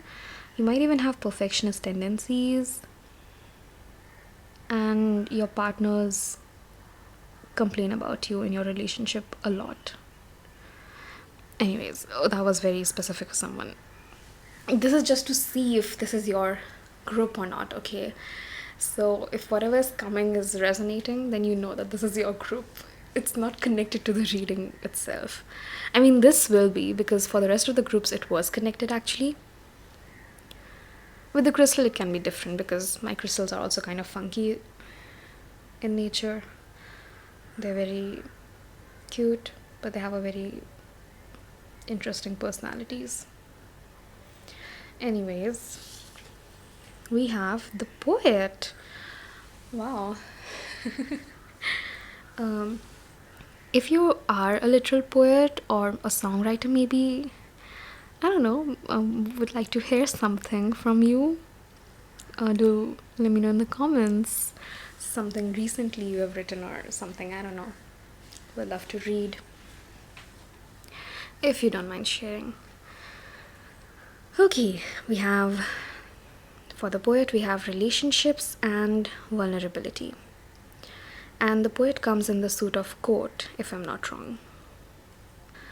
I feel like life has been fun for you recently. Like, you've finally been able to do something that you wanted to do for a long time. Could be a project, could be a connection met someone you were interested in, and finally, you could muster up the courage to talk to them and take things to the next level or initiate things with them, and maybe you got good response, so congrats for that. If that is you. But with the poet, I feel something that you wanted to do for the longest time, or maybe not the longest time, but something that's been on your mind for quite some time, and you finally did it. You are finally doing it, and your guides are so proud of you. And just the act of doing that something is bringing you a lot of peace. I can feel that you feel a lot of gratitude for this, and it's like you, let's say for example, if this is a project that you've recently started, you do want to monetize on it, but it's like you're not very worried about it. You're more focused on the happiness, the peace it's bringing you, how you're enjoying the process, and the work that you're putting in or putting out. And I feel like you are in a happy state of being. This is really cool. I'm so happy for you, group 4. So happy for you. Okay. What's more? Okay. I'm gonna read from the guidebook as well, just in case there's anything that you resonate with. So let me quickly go to the poet. There it is. The poet. Music, laughter, the swirl of beautiful dresses. Tonight is a night free from care and the troubles of the outside world. Amongst the dancers, a single figure draws the attention of everyone present. A flash of embroidered silk, the wave of a hand, a voice as clear as a bell. The poet is life itself, pure and undiluted. Instantly in love with every new person they meet, they are drawn to people just as people are drawn to them. A sonnet ready to every new spark of love. There is love on the horizon. Oh wow. So I guess the messages regarding love or connection might resonate. If that's not your current state of being, the happy lovey-dovey whatever, then this might not be your group. I encourage you to go check out other groups. But if you were strongly drawn to this, and this is your reading. Okay. There is love on the horizon, and it's up to you to embrace it. Whatever your hesitations, it's time to accept the heart-pounding, tumbling chaos that is opening yourself up to another. Write poems. Find your song. Love is a creative work. Be your imaginative, authentic self, and let other like-minded people flock to you. This is when you will experience true happiness, which you are already kind of, I think. I'm going to read the reversed as well, just in case. Reversed, this is an isolated poet. A poet who has been so careful to protect their heart that no one knows who they truly are. But vulnerability isn't something to be afraid of, rather a sign of being alive and of having things that are important enough to risk losing. Rather than letting yourself feel distanced and socially unsupported, it's time to reach out or to try and meet new people.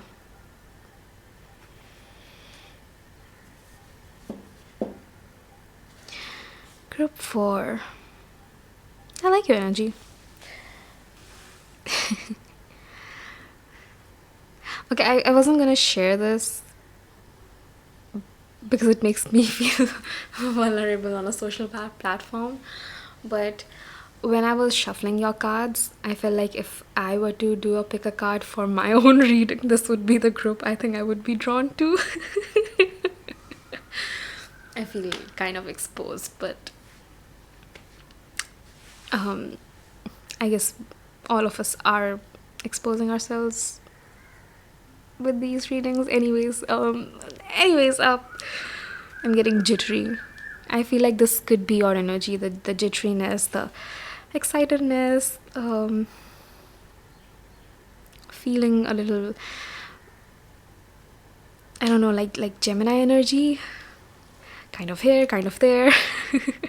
Maybe some of y'all could have heavy air signs in your birth chart,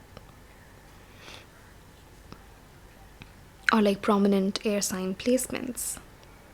And we do have vulnerability here. Oh, although this kind of looks like tulip, I'm not sure what flower this is, but the petals flying kind of remind me of sakura, cherry blossoms, and love is in the air is the most cringy thing I heard, but but that's the vibe of the poet. That's your energetic vibe right now. Don't ask me what's in it for me when I said I resonated with this. I'm not gonna tell. But yeah. Maybe some of y'all, like I said, could be literal poets or songwriters, and that's my dog. He wants to be let in, but I have kept him outside my room because I have incense burning and I don't want him to burn himself. So anyways,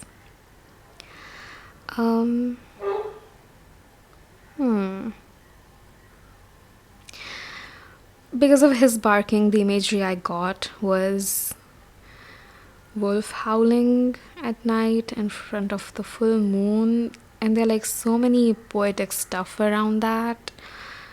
You could be literally in that zone. Maybe for some of you, you are writing a love letter or sending a love letter to someone. Like, I mean, it doesn't have to be literally writing it down. Maybe you have just accepted your feelings, and you're coming into the state of that you want to confess your feelings to this person, whoever it is. Or maybe if it's not romantic for you, maybe it's platonic, then yeah, I feel then also this could be your pile group, because love comes in all shapes and forms. This can be even maybe with a new friend that you meet, or maybe even a family member, who knows. But the most prominent feel, because this is a general reading, just take what resonates, but because the most heavy energy is of romance, or well, romance I feel goes both ways, like when both people are involved. For you, some of you might have this person already, like I said before, but for many of you, I feel like you might be single and you're wanting to confess your feelings to this person, and you've been going back and forth, maybe how to go about it, how do I make this person mine? I have a surprise reading for you, group 4. Stay tuned. Subscribe to my channel, you will soon find it. But coming back to being grounded and realizing this is just the energy check, we still have your cards left to look at. So I'm going to quickly wrap this up. You already know your vibe. If this is you, we're good to go. So let's get started.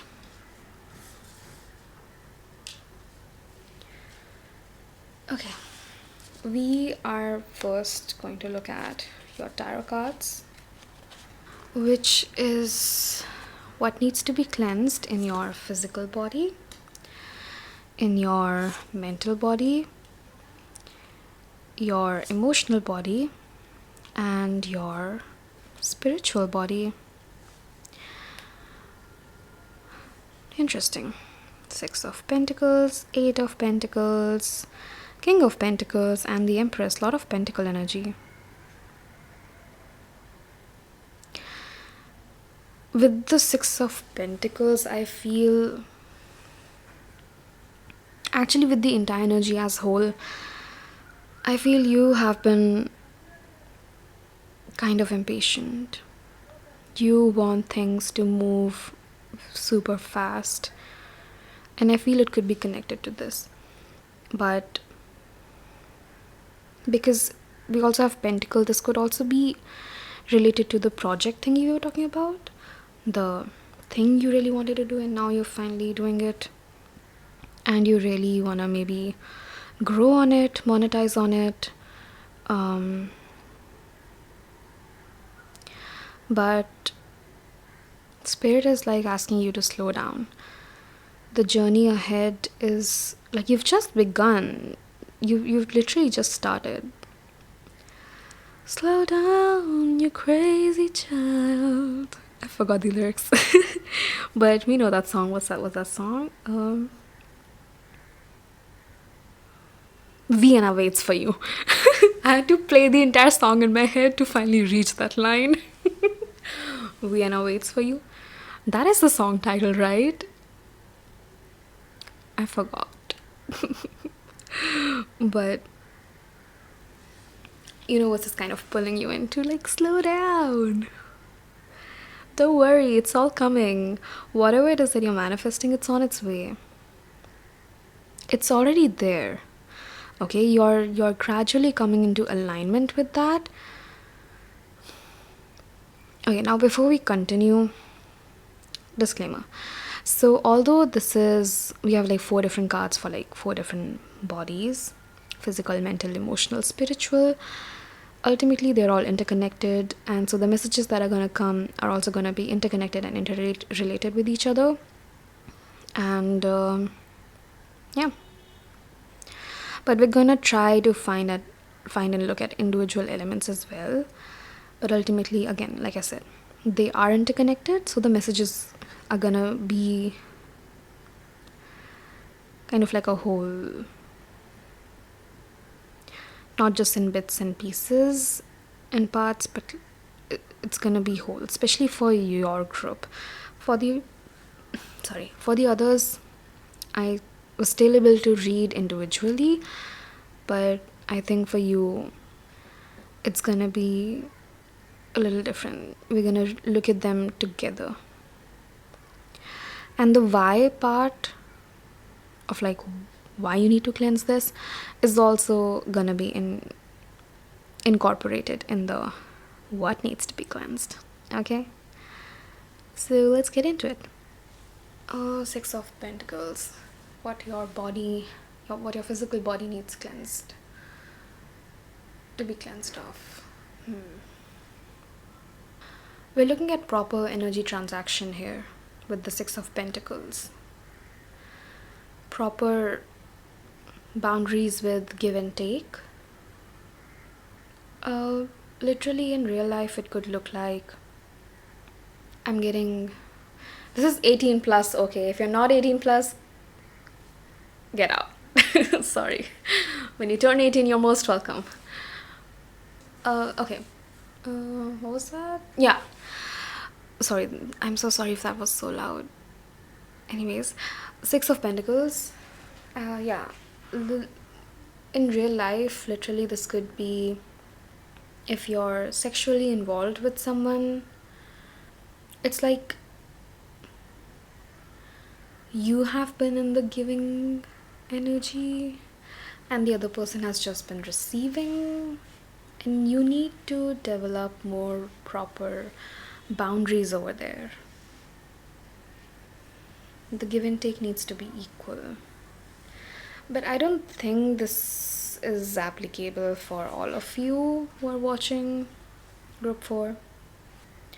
Like, sexual energy transaction is a thing. So for some of you, that's what needs to be cleansed. That's what needs to be brought into balance. For others, I feel you need proper nutrition. Either you've been under eating or you've been overeating, and you need to come into a state of balance. That's another thing. Like, my attention keeps going to the figure 8, which is also the infinity symbol, and I feel like reading from the guidebook for this. I don't usually read from guidebook for tarot, but I know, I don't know, I feel like there's some message for you in there. Two-way abundance, giving and receiving, being charitable, a positive and generous mindset, advancement, awakening in flow, help coming from others. Shadow seer, which is basically like reverse of Six of Pentacles. One-way flow of abundance, over-giving or over-receiving, hoarding and holding on to what you have, choosing not to help, being uncharitable, selfishness, ulterior motives, inability to accept help. I feel this last one could be significant for some of you. And not inability, I wouldn't use that word, more like hesitating to accept someone's help, or maybe you've been hesitating to go visit a doctor or a dentist or since it's physical body related, maybe a physiotherapist or maybe a Reiki healer for some of you, I'm hearing, because maybe you know the wrongs that you've done to your body and the rights that you need to make, but it's like you're hesitating. Or maybe if it's not that, I just feel you might be in a state of resistance and you need to release that resistance. You need to cleanse out that resistance. Being open to give to others and to receive from others are states that we must all cultivate. This card asks you to experience these consciously. How does helping others make you feel? It feels good, right? Abundant, heart-centered. Gifting your time, money, or energy to someone else will open up the floodgates of new resources coming your way. Be generous with everything you have learned and remain conscious of the flow of abundance from the universe. Consider these sacred dualities: learning and teaching, receiving and giving, accepting and offering. Open your heart to the sacred balance of energy and fill in any gaps you have around scarcity and abundance. It will imbue your life with compassion and generosity and usher in new states of prosperity. Donating your energetic resources to help others will be life-changing for those in need. Choose a cause that moves your soul and watch your feelings of prosperity shift. An affirmation: I show gratitude for my life through generosity and compassion. You can screenshot if you want. I don't know if you can see, but anyways, let's move forward. Let's talk about your mental body. 8 of Pentacles.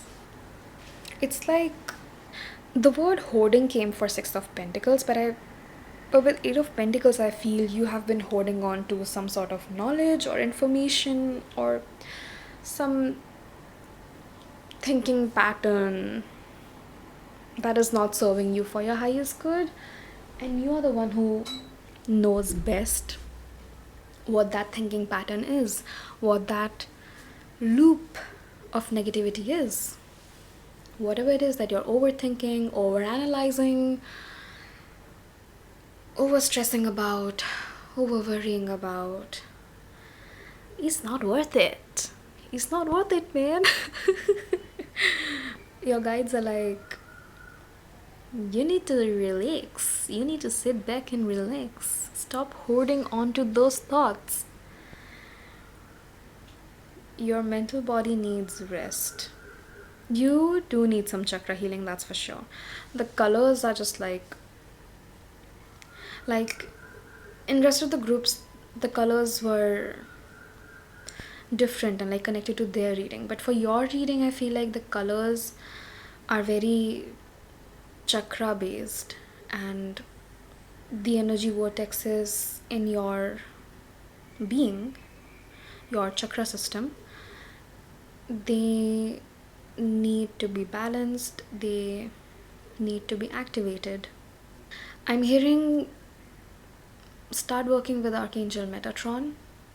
He takes you to this sacred geometric space where you can work with him to learn how to activate your chakras, lower chakras specifically. I'm not aware if he helps you with activating your upper chakras as well, but I definitely know that he helps you with activating your lower chakras. And working with Archangel Metatron is going to help you bring your lower chakras, which is the root, the sacral, the solar plexus, Muladhara, Swadhisthana, and Manipura. Those are the Hindi names or Sanskrit names, I don't know, of the chakra system. And by bringing them into balance, your state of mind is going to be much more balanced, your focus is going to be equal and even, you will have a lot more clarity, that was group 3.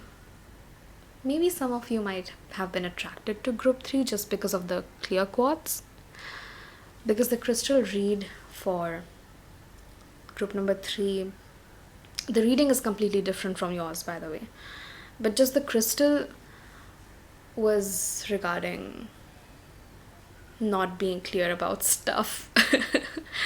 And that's why they were attracted to the clear quartz. I'm not gonna spill the tea. Group 3's reading is confidential to group 3. But anyways, this is strange.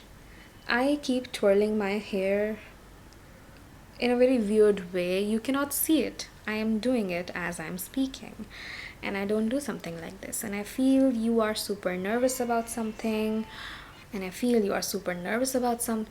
or it's like I'm waiting for my test results. How did I score? You know, that one nervous kid who is unnecessarily nervous because they're gonna top, but they're still nervous and they're like, oh no, but I totally flunked it. But they did not. They scored an A. Okay, this is your energy. I don't know what this is. This 8 of Pentacles is. Whatever it is that you're worrying about, you know it best. Let me know in the comments so that I can come and scold you. I'll be gentle, don't worry. But yeah, bring your chakra system into balance, you guys. Working with the moon phases will also be beneficial. And I think on new moon, or was it a full moon or a new moon? I forgot. And my camera is up. I mean, my phone is up, so I can't even check. But I think it's a full moon.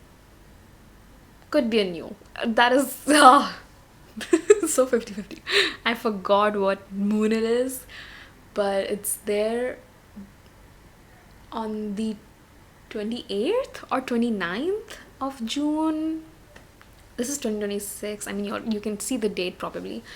But since this is a timeless reading, I don't know when you're watching, so I don't know what date it's gonna be. But basically the next new or the next full moon, whatever it is. I don't care what moon phase it is. Start working with the moon cycle, the moon phases. Pray to I was about to say lunar goddess. But if you don't believe in gods or goddesses, you can just pray to Luna, moon. I have a tattoo, by the way, Dear Luna, because of my connection with her. So, ignore the sound that's there. I cannot do anything about it. Anyways. Maybe this is how your life feels right now. That could be your heart beating for whatever this is. Seriously, it's annoying, but I'm sorry, I can't do anything about it. Something is going on outside. I hope no one is dying. Sorry, my dark humor slipped. Okay, coming back to the Eight of Pentacles and working with the moon phases. You can pray to Luna, you can manifest, and also do a lot of releasing work with Luna, and ask her to get you into a state of groundedness. I mean, even without Luna, you can do it, because technically you just need a tree. You just need to go out in nature and find a good tree and hug it and, you know, feel the energy transaction happening. And you know, you've gotten yourself a grounding ticket right then and there itself. But you can use the moon phases to like manifest. So whatever it is that you're worrying about, new moons are good for like releasing that nasty thing, and full moons are good for like manifesting what you actually want. Okay, let's move on to King of Pentacles. Now I did say I was gonna read them together, but what do I know? If it's coming individually, I'm going individually. Okay, King of Pentacles. This is your emotional body. For some of you, I heard you've been too relaxed, you've been too laxed out. Maybe you've been procrastinating, or maybe you just have been a bit too carefree recently. And your guides are like, become a little bit more alert, please. Hello. Hello to my ADHD friends. I see you. I love you. But jokes apart, this energy, how's it connected to emotional body, spirit? Oh, so it's like, so this is something that I mention, and I think I will be mentioning in literally every single video, but emotions carry information, and it looks like there are a lot of emotions that are sitting unaddressed. Do you see that huge ass library behind him? Like, there's so many books, and sure, he looks like someone who has lived a long life, must have read some of them, but not all. And he needs to. Not maybe, okay, not that he needs to, but it's for his benefit. So if you're asking what does your emotional body needs to be cleansed of, it needs to be cleansed of the sitting energy. You need to get up, get moving in your emotional body. I feel like, I don't know, maybe if there are different things that you've recently heard of, like EFT tapping or somatic body healing, or you know, these different healing techniques that will help you to discover the sound. Okay, I'm gonna try and be patient. Yeah, but if you've been hearing about these healing modalities and techniques recently, and you're wondering, oh, what is it? And you looked it up, and you're like, oh, great, maybe I'll do it someday. No, your guides are like, get up, try it out. Like, if life feels like it has been going good and you have been feeling good, but maybe on the flip side, when things are going good and smooth, things can sometimes become boring. And to avoid that boredom, it's like, I'm hearing food for thought. Your guides are giving you some food for thought. That, you know, there's so many emotions that are, you know, unaddressed, baby. Do you want to maybe ring up your curiosity and go check out one of those books, go check out one of those emotions, unwrap them and see what information they are carrying. I love your guides, group 4. They're kind of sarcastic, but in a good way, in a positive, in a light-hearted, jolly way. I'm hearing the color green is kind of prominent, so wearing green crystals like green aventurine or jade. I'm hearing green jasper. Is that a crystal? I have no idea. Even labradorite. This is a labradorite, both of them. Or using green crystals to get into a state of, it's kind of interconnected. Being grounded, into the state of being grounded, state of abundance, state of get moving, get going, the go-getter energy. See, there's green everywhere. Green is your color for this month. It's gonna bring you good things. No, I'm not kidding. It is. It can bring you good things. Sorry, either this is your energy that I'm mirroring, or it's your spirit guide's energy that I'm mirroring, or maybe part of me is just me being crazy. I don't know. But green is a prominent color and you should wear it, should surround yourself with it. That includes nature. Go out, get out of the house. Okay? I mean, we literally have the Empress. What more do you need? She is planet Earth. She's wearing planet Earth. You can't compete with her, group number 4. The only thing you can do is go spend some time in nature with the Empress and embody the Empress energy. But jokes apart, none of it is a joke, by the way. Only me laughing is the joke part of it. I have no clue what I'm saying now. Anyways. 3, the Empress. Okay. Oh, we have moon here as well. So, moons are definitely significant for you. And the Empress energy. What do you need to cleanse in your spiritual body?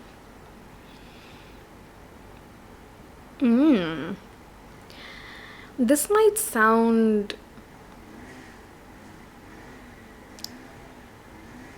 my vocabulary sucks, so the only word that I'm getting is counterproductive.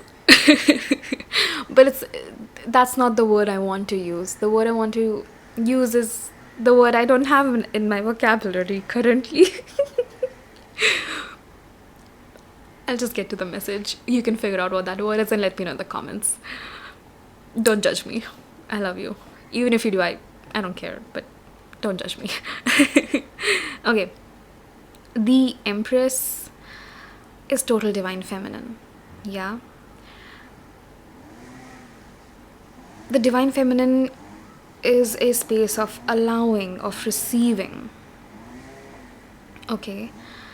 And maybe that's what the 6 Pentacles could be for a lot of you, that maybe you've been in this receptive mode. Okay, never mind. Let's not go there. That's physical body. Let's stick to the spiritual body. But you have, spiritually, maybe you have been in a state of receiving. Okay, what this looks like, I'm getting, is you are not consciously manifesting. Maybe what you're manifesting subconsciously is more stronger than what you're manifesting actively or consciously. And you need to release this feminine energy. That's why I said counterproductive. We can't say productive, but counter. It's a contradictory energy. Yes, found a word. Because usually, we keep hearing, oh, you need to embody your feminine, you need to embody your feminine energy. But for you, I feel specifically in your spiritual body, you need to bring your divine masculine energy into a balance. Now, I don't care if you're female or male or a non-binary good pal or whatever. This is not gender based, this is energy we're speaking about, okay? You need to embody a little bit of masculine divine, you need to bring your divine masculine energy into balance, because that's the energy of action. Okay, it's actively doing something, participating in the it's taking initiation towards the guidance of the feminine. So the feminine, the divine feminine, she is intuition, she is emotion, she guides you, and the divine masculine is action, he initiates. Again, sorry for using the word he. The divine masculine initiates, they take action. Okay, so with the Empress being in your spiritual body that needs to be cleansed, I feel your emotions and intuitions and everything is all, all good stuff. But you need to stop sitting on your ass and start putting in the action. Actively manifest, actively score in real life. And yeah, that's what this is. Okay, let's move. Oh my god, I'm sorry. Let's move on to how to cleanse the nasties. Well, your nasties are not as nasties as the rest of the groups. So congrats on that, I guess. Sending loving and healing energies to all the groups. Anyways. But this is what we have. Lady of the Lake. New beginnings. Something is about to happen. Oh, sorry. My excitement is all over the place. And we also have Ascension 24 in reverse. I forgot to show you when I flipped the card, but it was in reverse, I swear. But don't worry, we'll get to this. Before we do, let's take a quick break. I need to pee. You should also go drink some water.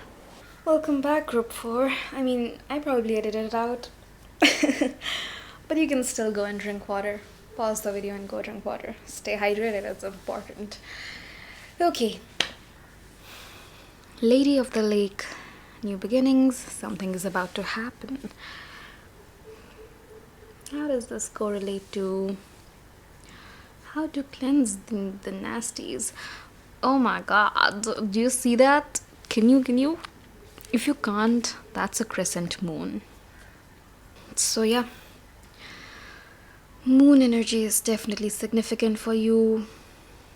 Working with the moon to help release what needs to be released and cleansed, and instead embody what needs to be embodied.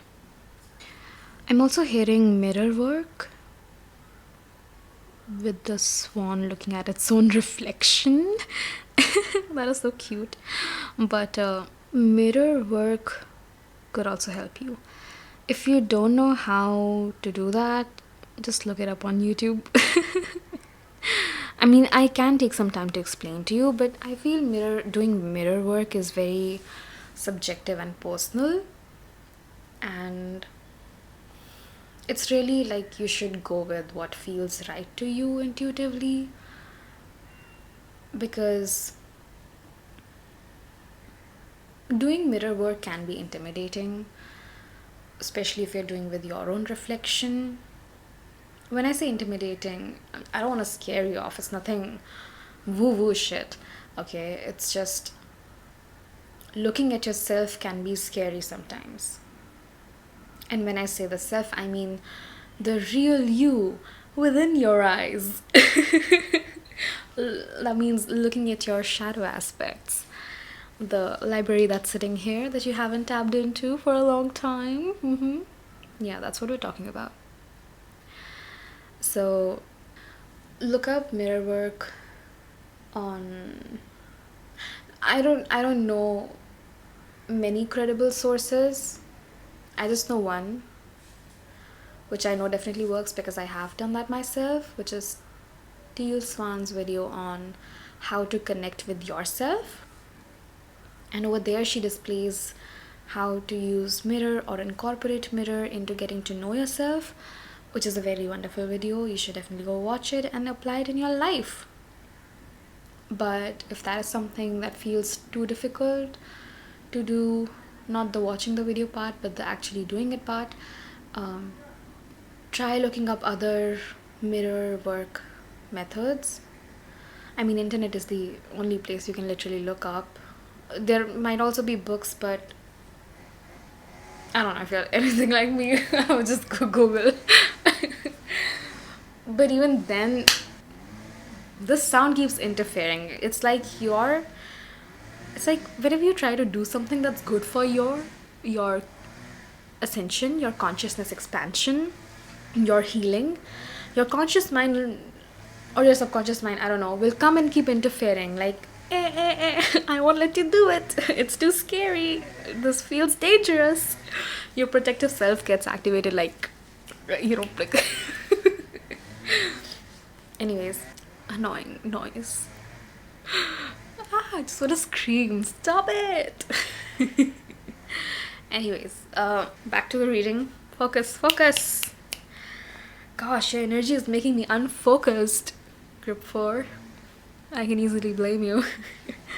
But I'm not gonna. I'm sweet and I'm kind and I love you. Thank you for being here. Thank you for subscribing. Don't leave the reading midway. Okay. Grounding myself. Okay. Yeah. Where was I? Shit, my chain of thought. No. What was I saying? Mirror work. Yeah, so if I were you, I would just go Google, look through a bunch of stuff till I find something that feels like, that's something I can do. But maybe not following it 100% exactly, maybe adding a twist, a charm of my own to it. That, I feel like I can incorporate this, or I can subtract this from this and make this practice my own. So, it's more like a you do you thing. And that might be beneficial for you. With ascension in reverse, did we just not talk about ascension being hindered by our conscious and subconscious mind? Anyways, number 24. Somewhere else also we had, I think it was the poet. One second. Oh, wait. Reverse for you. Yeah, see? 42. So poet is on, it's actually the page number, but it could definitely be significant that for poet it's 42 and for ascension we have 24. And funnily enough, the same synchronicity happened in group 3 as well, in their healing part. Like, how can they bring about healing and restoration in their life instead? And their message was connected to working with water. So maybe for you, this could be working with water and mirror.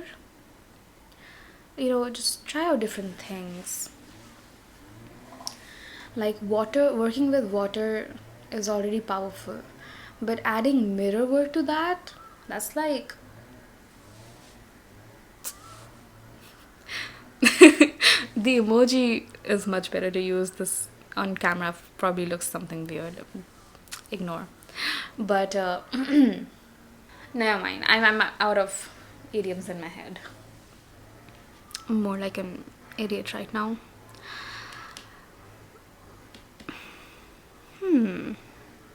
I feel like some of y'all could be in self-doubt a lot. This suddenly came for the poet energy check, but how's it connected to ascension in reverse? Oh, I mean, yeah, kind of it is connected because it's in reverse. And if you're feeling like you're stupid, you could feel like, where is this ascension going? This energy is so vague, like ungrounded. That's the feeling. You definitely need to ground yourself in your being. Like, I feel some of y'all have doubts about your own identity. When I say identity, I mean, and like doubts about it, I mean, sometimes you lose sight of who you are and how you are and how you would like to be and who are you really. Do you feel the energy? It's like so kind of like vague, like I'm not able to ping pong, wow. Ping pong, I'm not able to, yeah, the energy is like ping pong instead of pinpointing towards what is it that I really.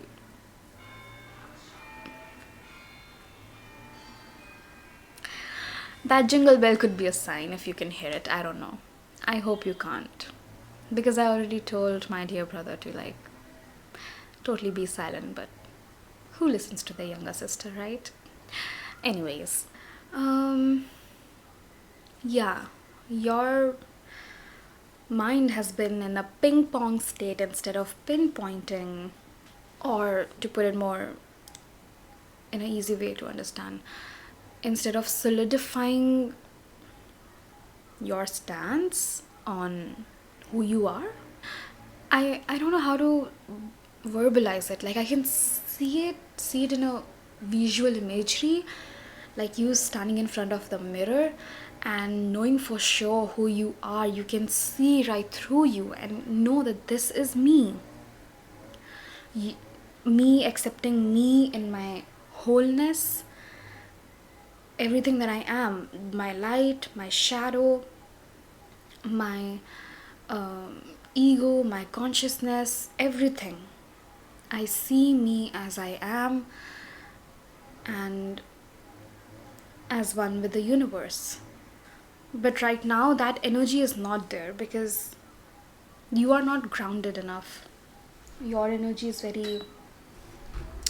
It's stuck in like so many. Like your mind is stuck in so many things. Like even see, I was supposed to talk about how to heal the nasties, but instead we ended up upon a topic about what still needs to be worked on. Do you get what I mean? The energy is kind of like all over the place. It's highly unfocused. And to bring it into focus, working with the mirror, working with water is gonna help you. So the words I remember from the last reading is flow with water, and the other one was actually an abundance card, but it had like a huge, beautiful, sparkly waterfall and encouraged to work with nature and water. So take that how it resonates. I'm gonna read from the guidebook as well. I heard Diwalan. Do you know Diwalan? So if you play Genshin Impact, yay! I found a homie. But we basically have a. If you don't know who Diwalan is, he is this crazy cool dragon in Genshin Impact. And we spoke about dragons here, if I'm not wrong, about you liking dragons or something. So dragons are magnificent beings who uh, live in the fourth dimensional realm, at least as far as I know. I could be wrong, so look it up. I don't know.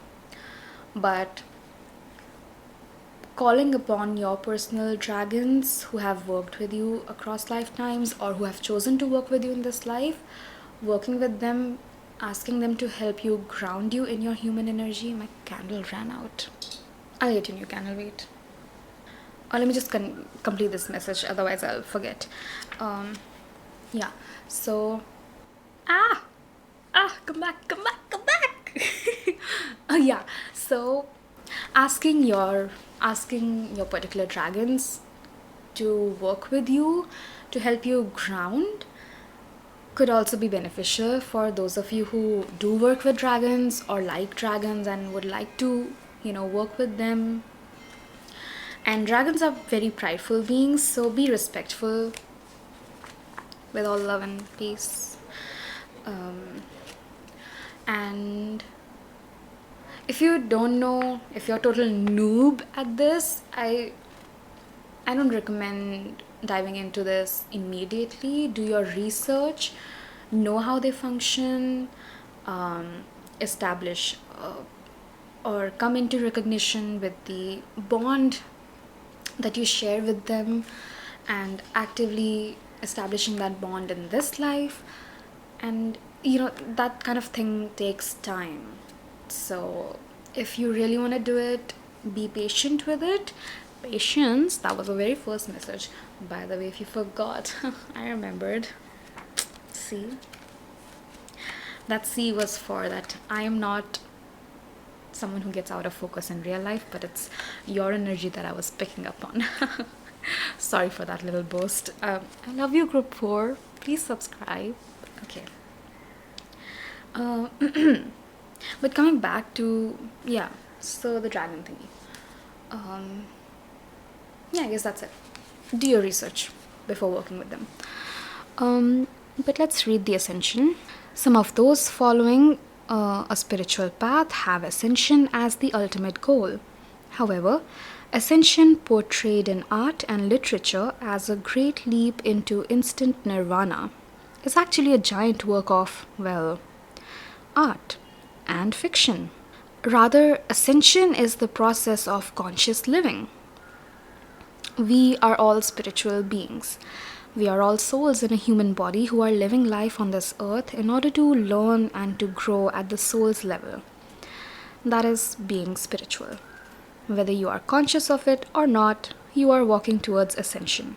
Each experience, relationship, obstacle, joy, and creation will bring you one step closer on the ladder to where we all end, with a greater awareness of ourselves than we started out with. The situation at its best is a rung on the ladder of your soul's path towards ascension. The situation you are inquiring about is assisting you on this ladder. Work at the bigger picture and know you are bigger than any issues or problems you may have. I'm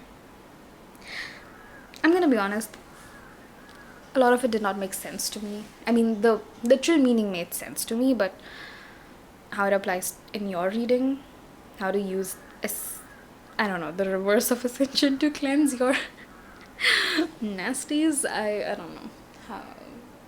I feel it's giving rest. Yeah, I think that's the energy I'm picking up on, because suddenly I think the moment this card came, I have been restless. I have been hopping from one thing to another, not being able to focus. And I feel what your guides are actually trying to communicate is to give it rest. One of the ways to give these nasties a release, a good cleanse, is simply by resting. Getting a good rest. See, even this looks like a sun. Like over here, upright, it looks like the sun is about to rise. But reverse can be the the opposite of it. I mean, I was about to say sunset, but the sun doesn't set like that, obviously. But because it's in reverse, I feel this is not a sunrise, a sunset. And spirit is like birdie. You know, like how birds are like super attuned to nature. The minute there's a sunrise, they will start singing, and you know it's morning.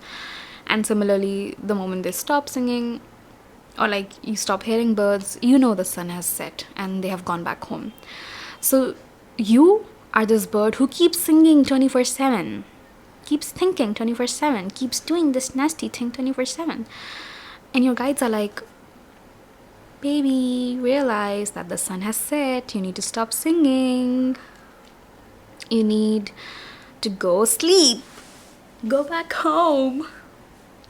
I was about to say homie, but then I was like, no, it'll be too much. Stop yourself. But why should I? This is my channel. I can do whatever I want with good intentions. Anyways, Let's go, homie. Next, we're gonna look at. What was I gonna look at? Sorry, I forgot again. Uh, yeah, what your soul needs instead for restoration.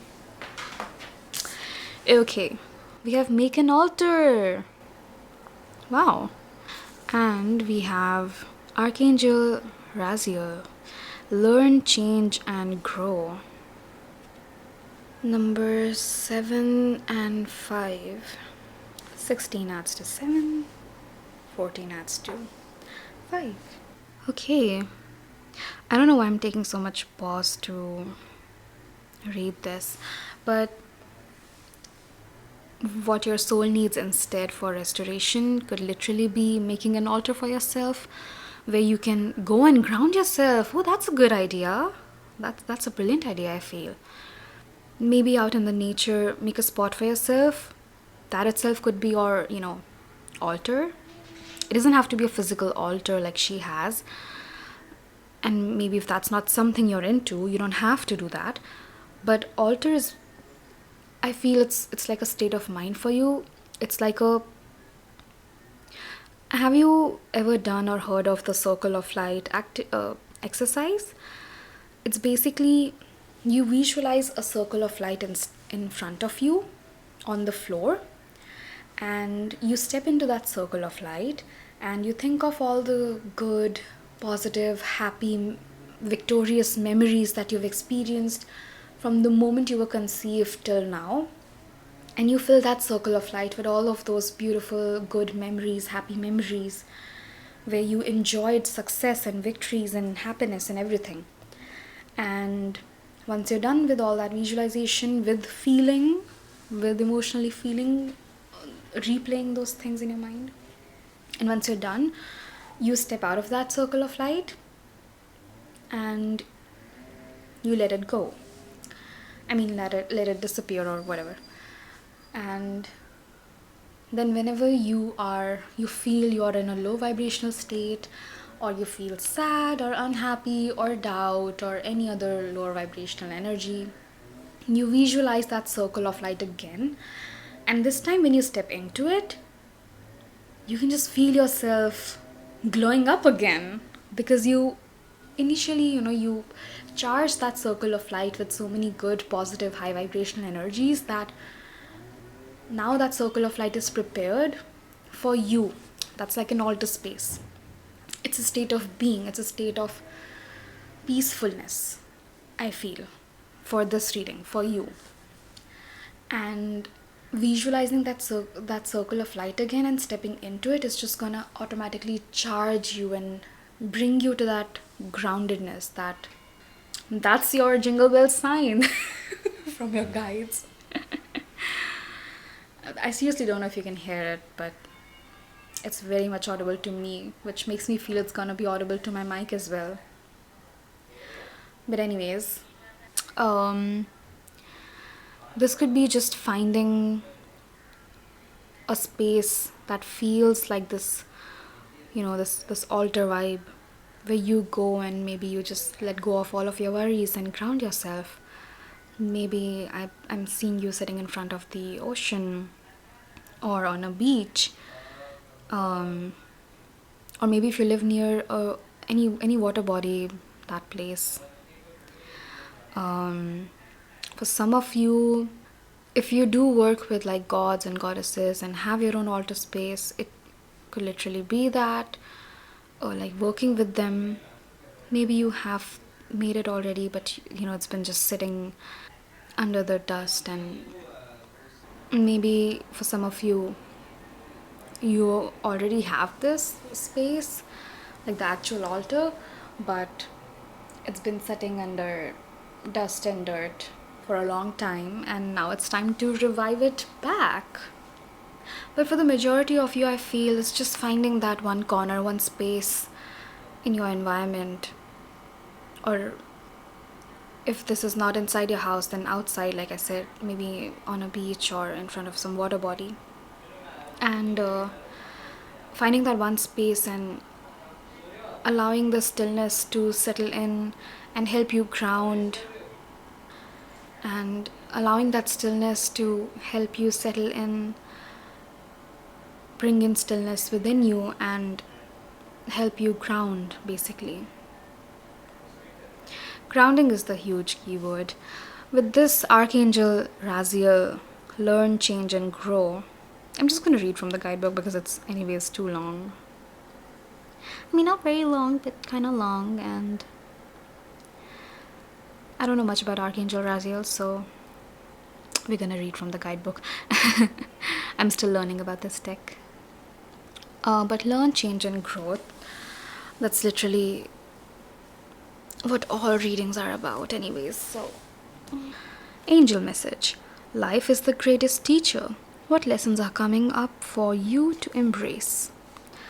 Archangel Raziel, whose name reflects divine secrets, serves on the diamond ray of universal ascension. Ascension? Magic and wisdom. Magic? Where's wisdom? I guess wisdom? Wisdom? With his counterpart, Archaea Victory. Victory? Oh, the Circle of Light. Victory. Sorry, I'm gonna keep eating your head, I think. Raziel, also known as Radziel. You can't see it, but it's a R-A-T, Radziel, is the magical professor of heaven.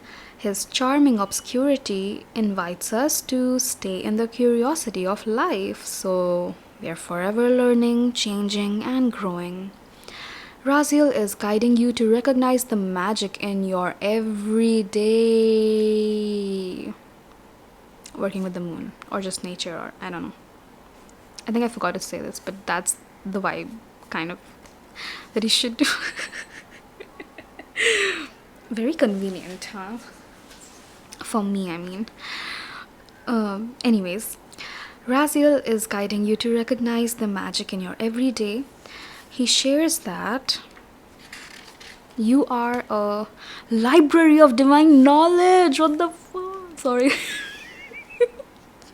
Library of divine knowledge. Okay.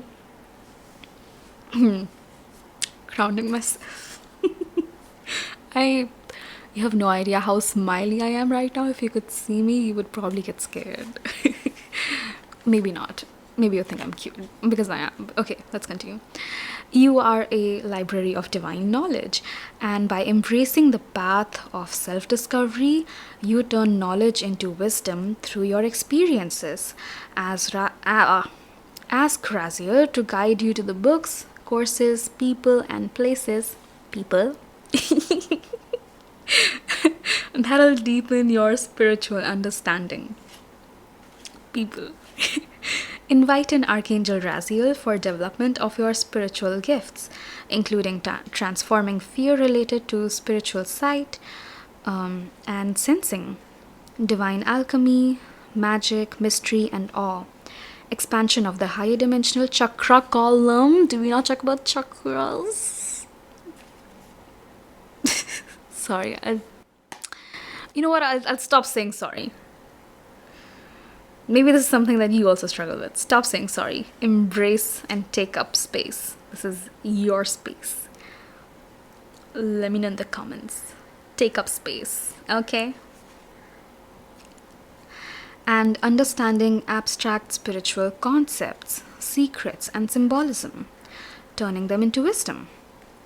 Reverse card meaning. Are you coasting through life feeling it's happening to you rather than from you?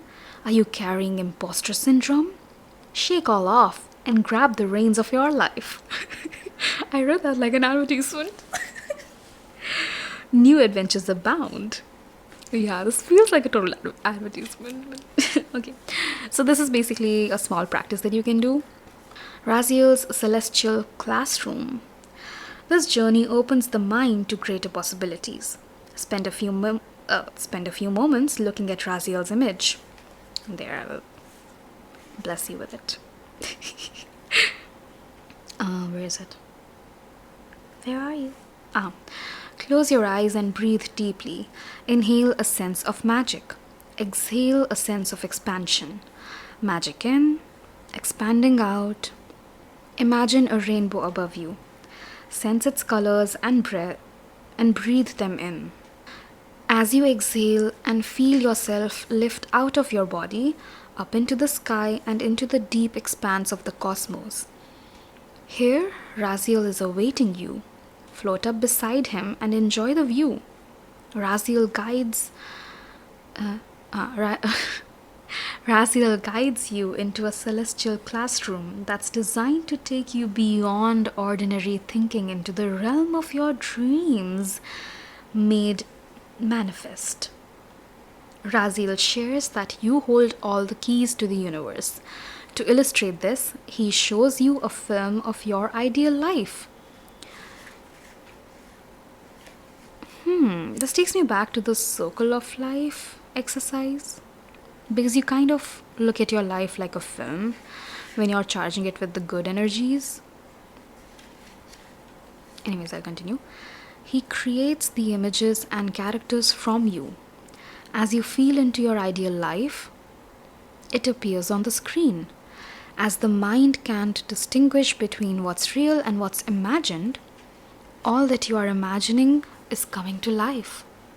Make your life movie brilliant and bold, breathing into its bright technicolor. Thank Raziel for showing you what's possible as you return to your body. Come back to the classroom anytime you want to chat with and learn from Raziel. With arms wide open, say aloud 3 times with conviction. Everything I need to know comes to me effortlessly.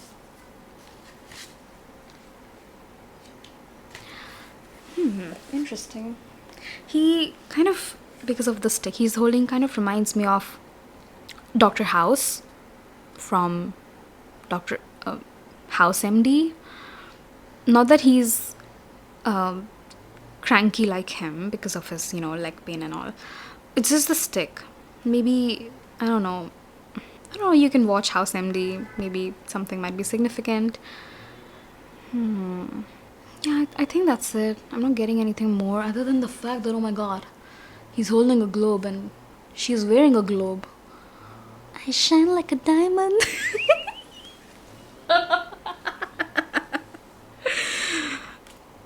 That's your affirmation song, okay? That's your affirmation song from Archangel Raziel. I shine like a I hope I didn't show you my head. Otherwise, I'll have to cut out my beautiful laughter. Anyways, extra messages from your guides. This has been a fun reading. We have yes and get more information and another moon. There you go. Now you have no way of fighting me. You have no way of fighting me, group number 4. You have no way of fighting me. Oh, I got so worried for a second. I thought I wasn't recording. That took my breath away. And grounded me a little too much. But okay. Yes, get more information. If you had any yes or no question, not that I would know, because that is not at all what the reading is related to, then the answer is yes, obviously. You can see it, but get more information about it. Secondly, I feel... Oh, I forgot, there's moon here also. It's like... This reminds me of the pen, the feather pen that... That's a feather pen, right? Yeah. The feather pen that the poet is holding, like... Can I really do this? Can I really embody this? This pen? This magical wand? Can I write out my feelings or whatever it is that you're, doing? And I feel the answer is yes. You already have been. You always have been. You wouldn't be wanting to do it if you weren't already doing it. You cannot desire something without that desire existing in the first place. If you know anything about reality shifting, you will understand best what I'm saying. If someone doesn't, my reality shifting pals, please explain in the comment section. Please explain in the comment section. um, to our non-reality shifter friends. Um, but coming back to the yes, for some of you, like a little bit of sexual energy did pop up, or at least romantic energy. So I don't know, maybe that could be prominent for some of you. 18 plus. Okay. Um, so I have kind of weak eyesight, okay? So these are like small stars, but from where I'm watching, where I'm looking at the card, they kind of look like flies, like the bugs that get attracted to light. But then I'm also getting could be fireflies, so maybe there might be a lot of energetic vampires around you who drain you energetically, and you need to cleanse them out, babe. You need to cleanse them out. Okay, fine, it's extra messages, so they can cover the extra messages, and the extra messages, of course they can.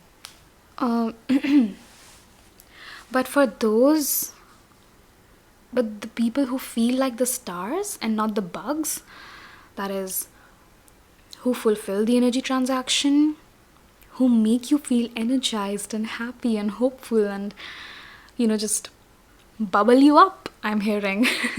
Like help you get into a bubbly state, I guess. Keep them around. Keep them around. They are truly they're truly worthy of your energy, which is beautiful like the moon, if I do say so myself. And get more information. This is like just another confirmation about the library of information that your emotions carry. Maybe do more research on moon itself as well. The moon phases, how they work, how can you work with them. You'll find tons of videos or like content on that. Maybe I'll also make someday how I work, what's my process when it comes to working with the moon. But yeah, I guess that's it. Group number 4. We have finally arrived at the end of this reading. I am so excited to upload this video because this is my second video. So thank you so much for being here, for staying till end, watching my reading, and yeah, let me know in the comments if the reading resonated, what parts did resonate, and share your story with me. I would love to hear you. And yeah, do consider giving me a like and subscribe for more vulnerable readings. I'll see you in my next video. Bye bye. Love you. Take care. Peace out.